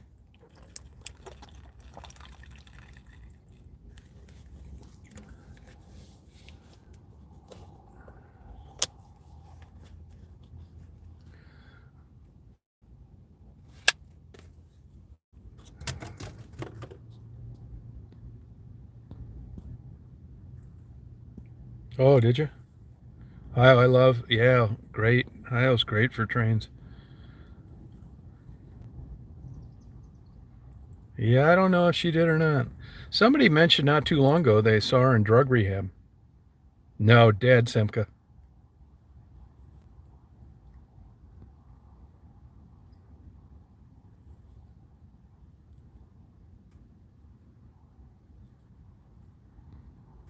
Oh, you like that, Drowsy Doll? Yeah, I thought it was a good interview.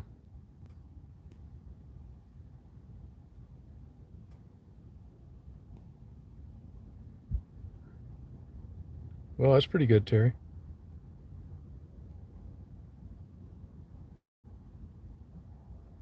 Yeah, she was a nice girl. Oh, where is that in Ohio? No, that was at. Yeah, Shannon Reeves. Yep, you're right. Yep.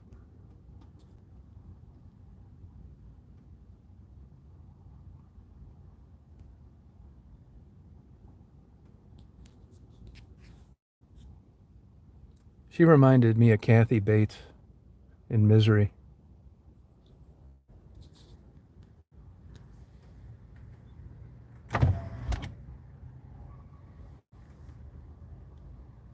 Yeah, she did.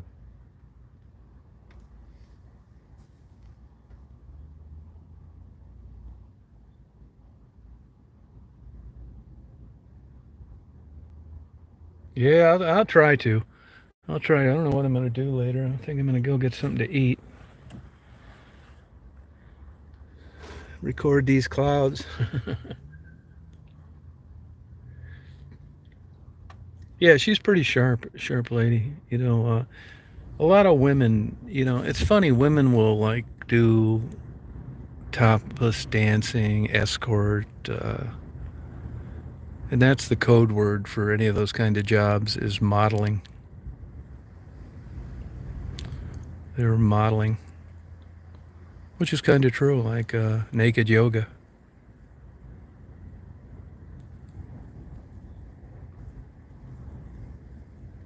Yeah, there's quite a few of them in Ohio. Oh, that's good, Terry.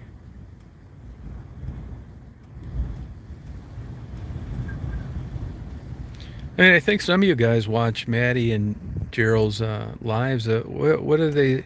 How are they getting by over there now? Just on donations? You too, Drowsy Doll. No, I'm not. But Raven used to use that terminology a lot.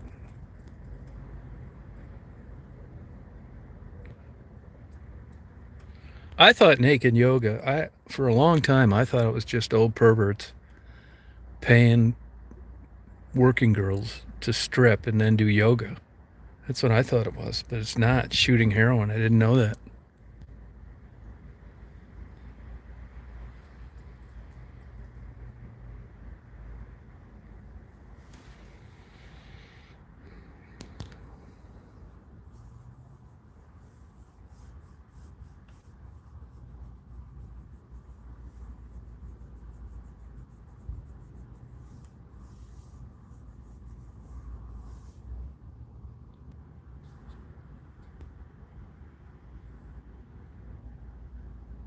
Yeah, it is.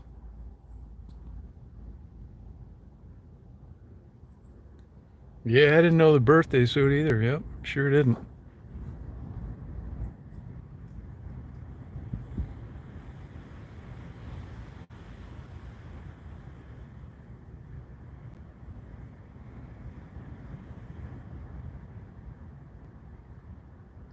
Yeah, I thought the Raven was the sweetest person. She really was a sweet girl. I wish that had ended differently.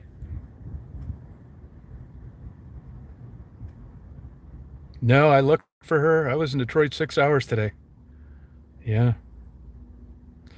Some guy just posted a comment this morning. It was an old boyfriend of hers from a while ago. No, I don't. I think I'm going to lay low on trips because Detroit's just not good right now. And I've been gone 2 months Tuesday. So I think I'm going to go back and get in shape, get my upstairs bedroom redone for a radio studio, do a few things around my house. If it's going to be a hot summer, I'll just stay up there. Kim, good. She's in her new place. It's kind of like 50-50 on that. I haven't heard from her in a few days, though. Oh, 7 months. Wow.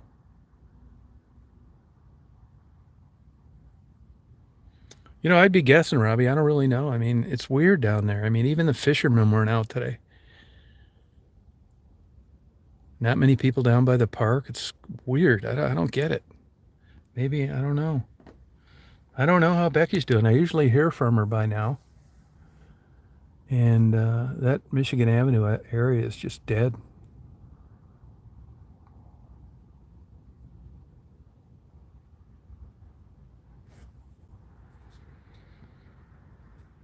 I'd interview you, Drowsy. I'd do it. Oh, okay. That's cool. Oh, is it, Simca? Why do you say that? I don't watch it, but why do you say it's sad?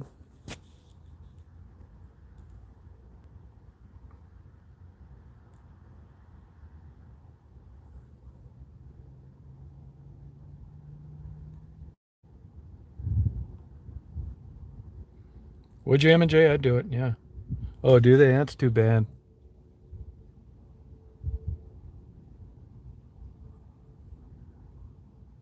Oh, good. Oh, no, it's good.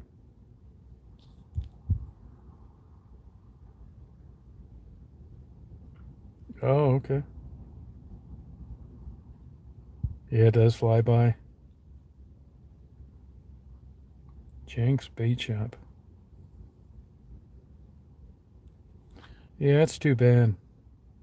No, but I haven't heard from Tassie, but no news is good news. Last time I heard from Tassie, she needed money to cover rent. I'm not kidding you, man. With these people, no news is good news.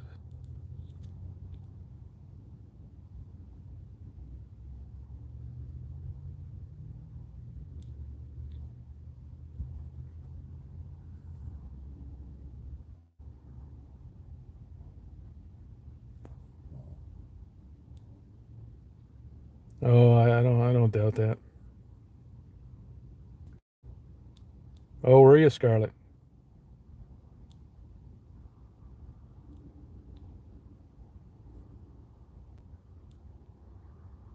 Well, I'm glad things went your way.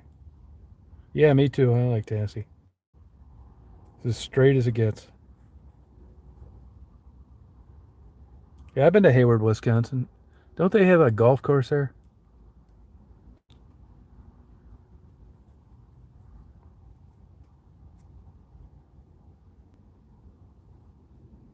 Yeah, it does fly. Yep.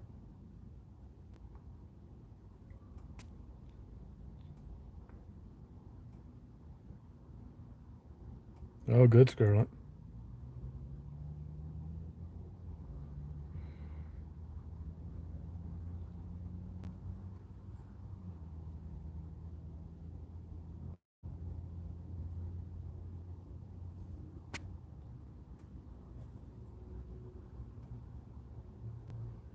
It's nice up there in the summer. There's nothing to do up there, though. You got to go out there, Mindy.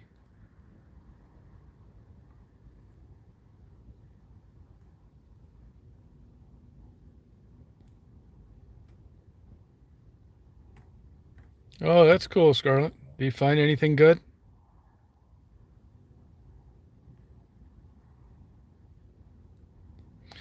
So, what is Maddie still doing? Working or not? Okay, graphics. Yeah, you're welcome. Have a good day.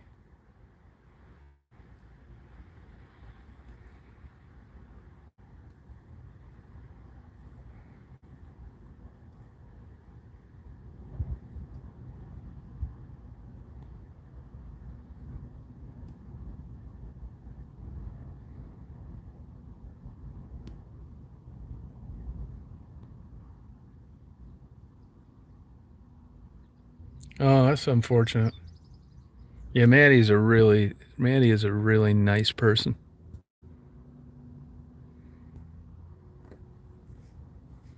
Past couple years, I'd say Montana and Kentucky, Lexington and Louisville, and Havre, Montana.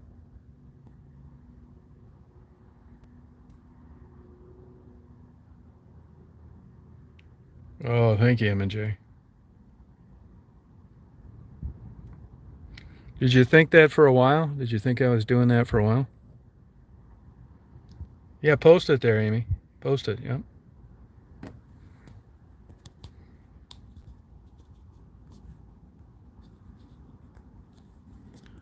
Sometimes, hold on, I'm trying to make this. Sometimes the phone won't do everything. Oh, there. Hey, Buttercup, how you doing? Yeah, you would love Havre. You really would. That's such beautiful country. Look at Highway 2. Runs up the northern part of the United States. Anybody that just, you know, likes the open road and the old west and old towns and abandoned buildings and trains, it's paradise.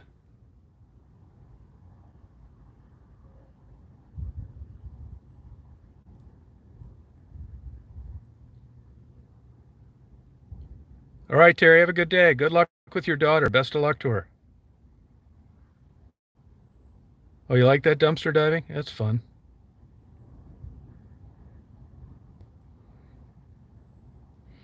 Well, if a hurricane comes to, is going to hit South Carolina, I'm going to house sit. Anybody wants to come visit me while I'm there, you can.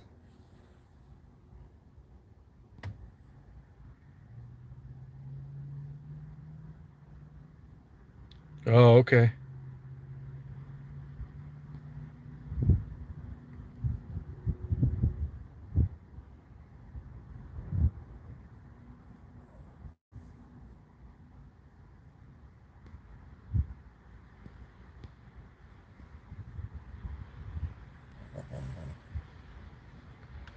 Yeah, I mean, I like the ocean and the birds, but that's it. I would no way want to live there, North or South Carolina. That whole East Coast, you can keep it all the way up from Cocoa Beach north, all the way to Maine. You can have it all.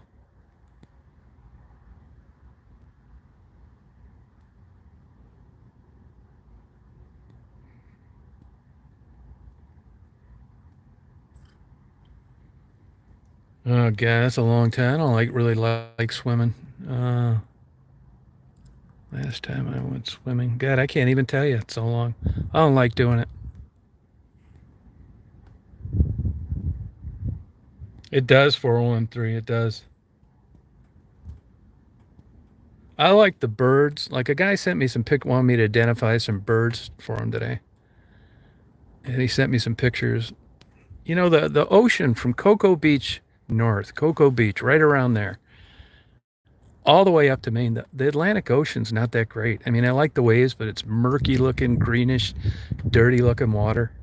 It's not eye appealing. Oh, good, Anthony. Thank you.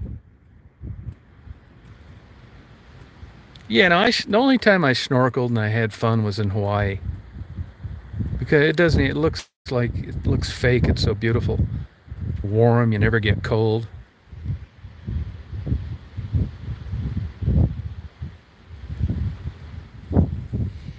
Yeah, well, I like the Atlantic when it gets clear and clean. You know, around the Bahamas and down around West Palm Beach and Key West. Well, you can have the rest of it.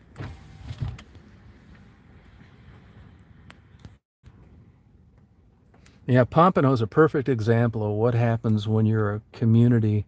Florida learned a lot from Pompano, and what they learned is to have building codes and deed restrictions.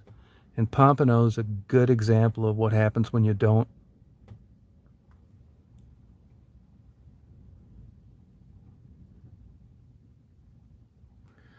Yeah, now I'm looking forward. If there's a hurricane coming to South Carolina, I will head down there. I'll probably make the drive in one day, just get it over with, and just ride it out.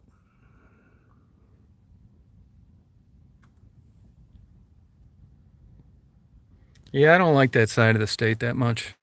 Tampa sucks.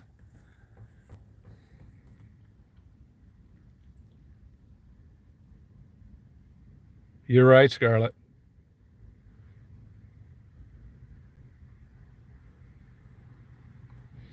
Yeah, but when people don't like you, they'll think you're everything that'll represent their feelings towards you. Doesn't matter if it's legit or not.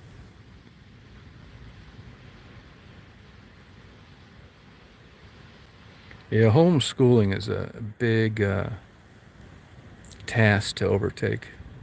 I mean, you really need to know what you're in for.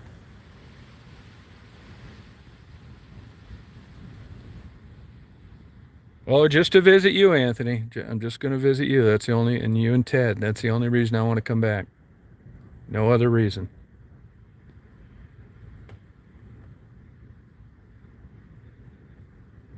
Oh, good, Scarlett. That a girl. Did a good job. Probably, Amy. Probably. You never know what people's motivations are. You know, people are so full of shit. It's unbelievable.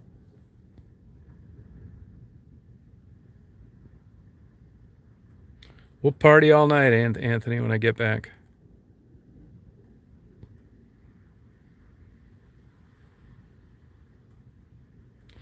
Yeah, I mean, I never really tried to grow a channel, to be honest with you.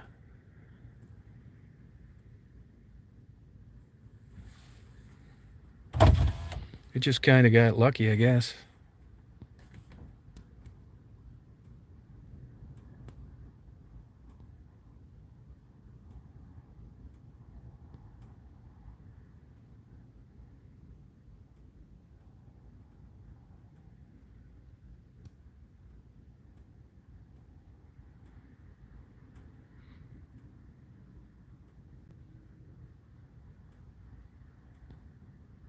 Yeah, most homeschooling programs are Christian based.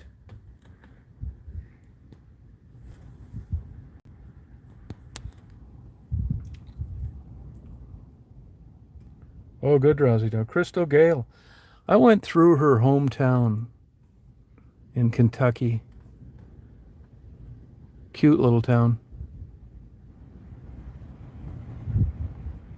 Yeah, I mean, I don't really think if you were going to build a channel, I wouldn't. I mean, the funny thing about it is the things that I like doing the most, you're not going to build a channel, but I was kind of just doing it to categorize and upload my own things.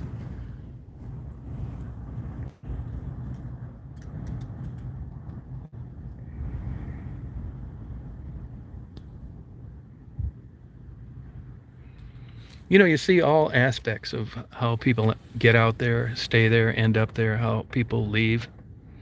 It runs a gamut. It's not one size fits all.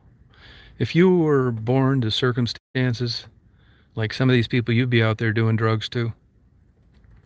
I do know from reading that sexual abuse at a young age, you know, for all these people that are getting prosecuted and the awareness at school, there's a lot of people out there that were sexually abused and never told a soul. And it manifests itself in a lot of ways. No, wait, you got to be kidding me, Anthony. Are you sure?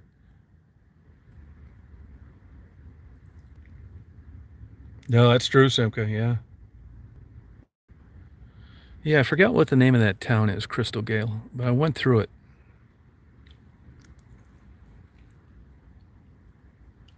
I remember being young and thinking how pretty she was, that long hair.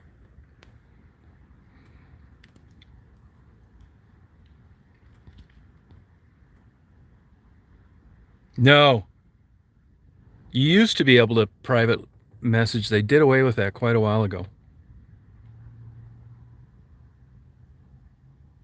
You know, oh no, are you familiar with Khan Academy? Khan, Khan Academy?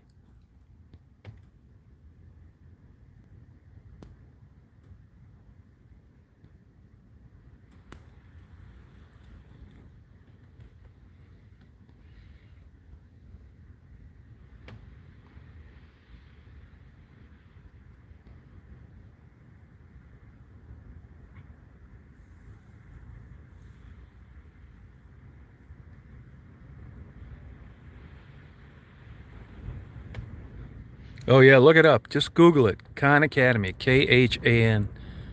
There's people that use just that to homeschool their kids. It's excellent. It's free too. It's a learning channel. Totally free. They make learning fun. Really, it's a miracle channel, the way it's helped people. You'll love it. Kids love it. They'll go on there and learn things that you couldn't have paid them to learn before. Khan Academy. Oh, Khan. Khan. Yeah.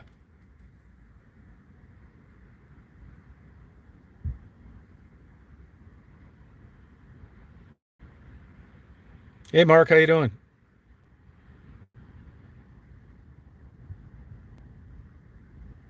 Yeah, totally without the God stuff. Totally.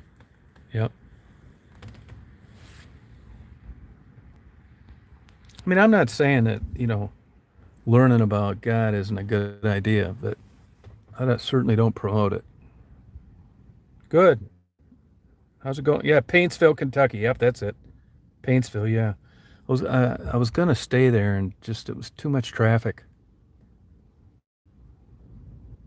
Yeah, good, Shanika. Oh, good. How old's your son now, Shaniqua? How's he doing? I think it's Khan. Am I spelling it wrong? It's an Indian guy.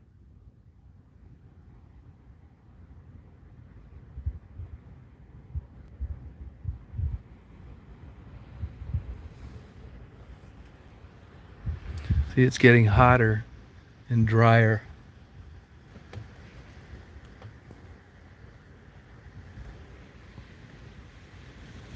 I think it's Khan. You can try, Jennifer, but I haven't been running into people for quite a while. Which person are you talking about? Oh, yeah, you'd really like it, 413. Don't stay there. Stay in Mackinac City and just spend the day on the island. Yeah, Conacan. That's what I thought. Khan, yeah. Excellent site. They even have professional testing on there now, like the LSAT, the MCAT, the VCAT. It's excellent. Oh, good.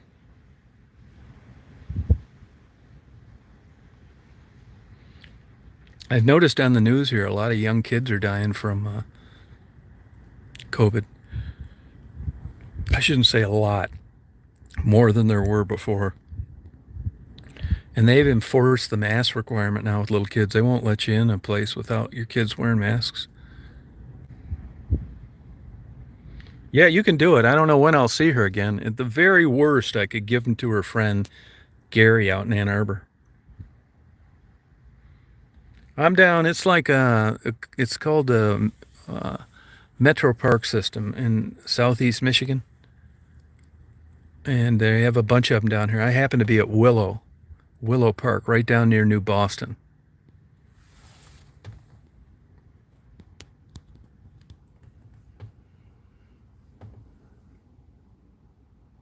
Yeah, the Henry Ford Museum. Yeah, it's actually very close to here.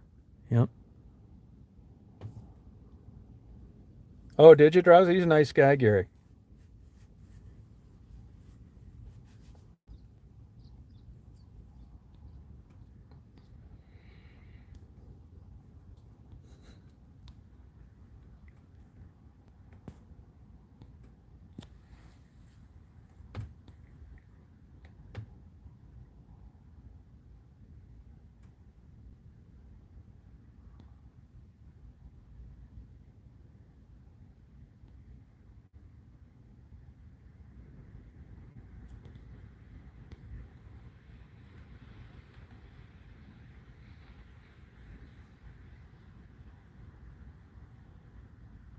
Yeah, the clouds are all disappearing. After this few here, I think it's going to be over. Oh, he didn't? Oh, okay.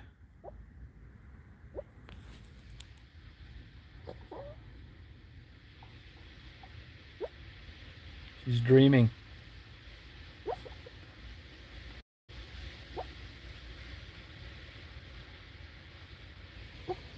She's barking in her dreams. No, I know it. Yeah, Ford really put Detroit on the map.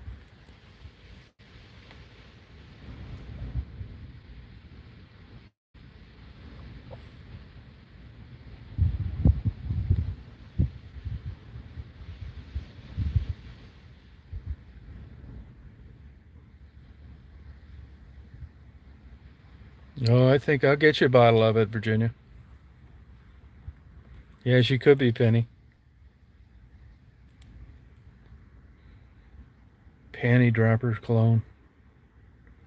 What's your take on that intellectual panty dropper cologne? Would you recommend it?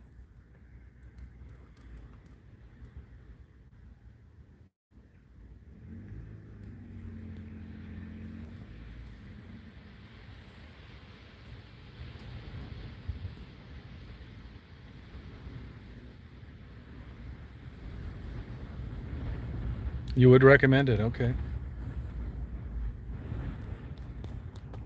Huh.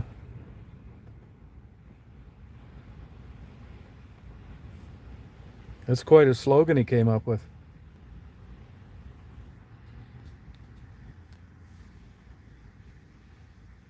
Oh, that's good.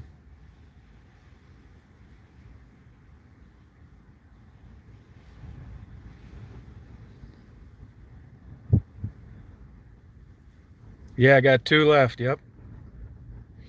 What holiday is it this weekend? What holiday is it?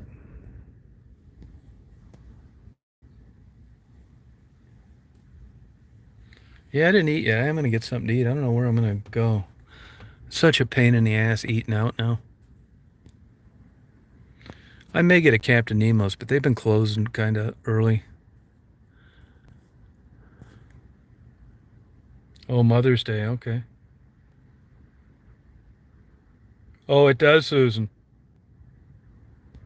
Okay. I bet it does too, Amy. Panty dropper. Oh, good. Was it good, Anthony?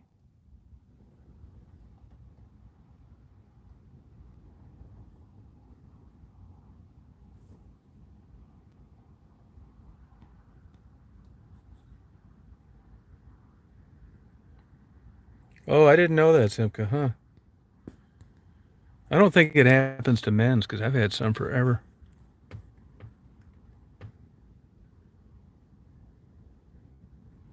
Panty dropper.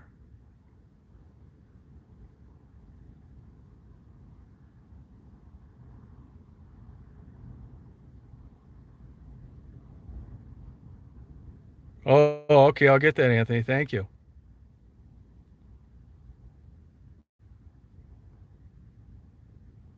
Oh, okay, Jeff. That's cool.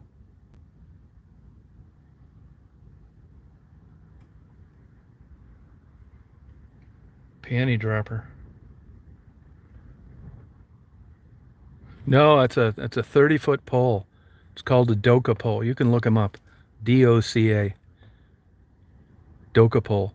So by the time I'm holding it, and if I have it fully extended, which I don't normally, it's about 35 feet in the air. Looks like a drone. I don't need a drone with that pole.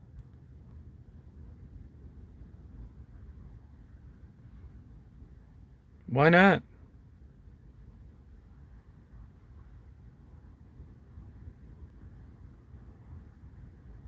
Anthony, I'm going to get you a bottle of it. Don't tell Ted.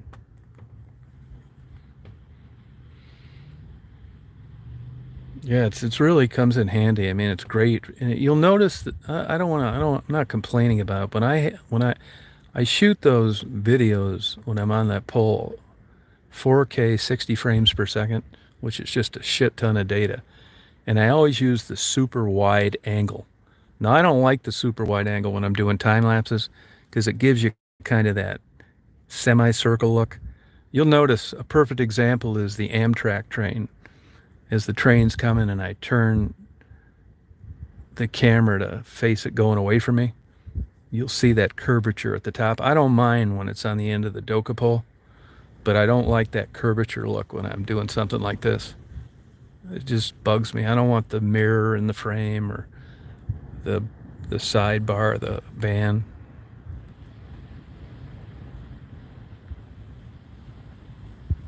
Oh, love spell, huh? Yeah, the last 3 times I've used it at the full 30 feet. I have. The last 3 times I've used it, and it's the only time I did that. Yeah, I have done it. The way I find it easiest to do is extend the pole the whole way out, the whole 30 feet. Put the GoPro on the end of it, and then turn the GoPro on, and then like go grab the middle of the pole, and then stand it up. That's the best way. I've tried, lowering it when the GoPro's on the top, but it ends up the GoPro flops down. It's just a pain in the ass. I've tried all ways. That's the easiest. Extend the pole first, put the GoPro on it, turn it on, grab it in the middle, and then hold it up in the air. Like a windy day like today, you'll notice it. Even though you got that little GoPro on there, you'll notice the wind when you have even a skinny pole like that extended the whole way out. It would be blowing the hell out of it today. But if you've got that smoothing feature, that whatever they call it on GoPro, it really takes all that out of it.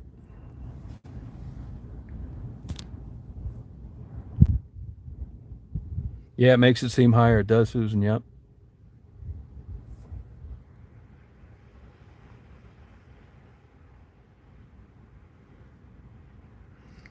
Yeah, before I usually only had it at about 20 feet, but I've been using it at the whole 30 feet. Depends on what I'm doing. It's better if you have it fully extended. You get a better view, especially if you're doing like a train going by or something.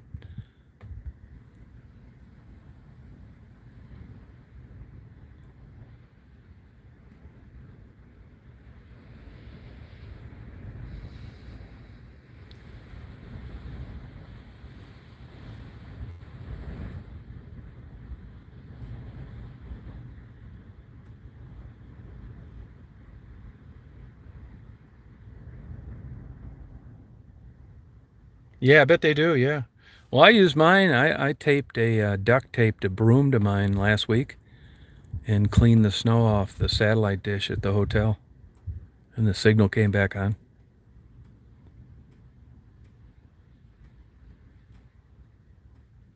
Oh, that's cool, Susan. Yeah, I think I'm going to sign off too. I'm going to go get something to eat. I hope you guys have a good weekend. I didn't even realize it was Mother's Day. My mom's been dead since '82, so I don't really think about it. So thanks for coming on the chat. It was a good chat. Thank you. Happy Mother's Day to all the mothers out there.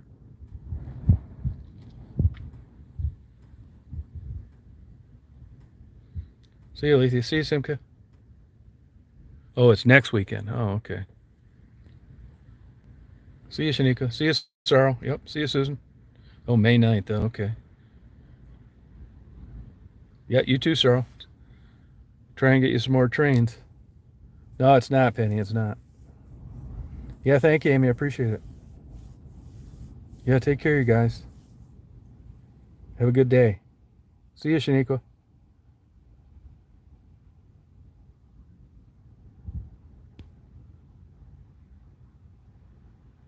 All right, Jeff. Yep. Thank you. Yeah, I'm just going to get something easy. See you, Tim. Yep. See you, Simka. Yeah, you're welcome. Have a good day.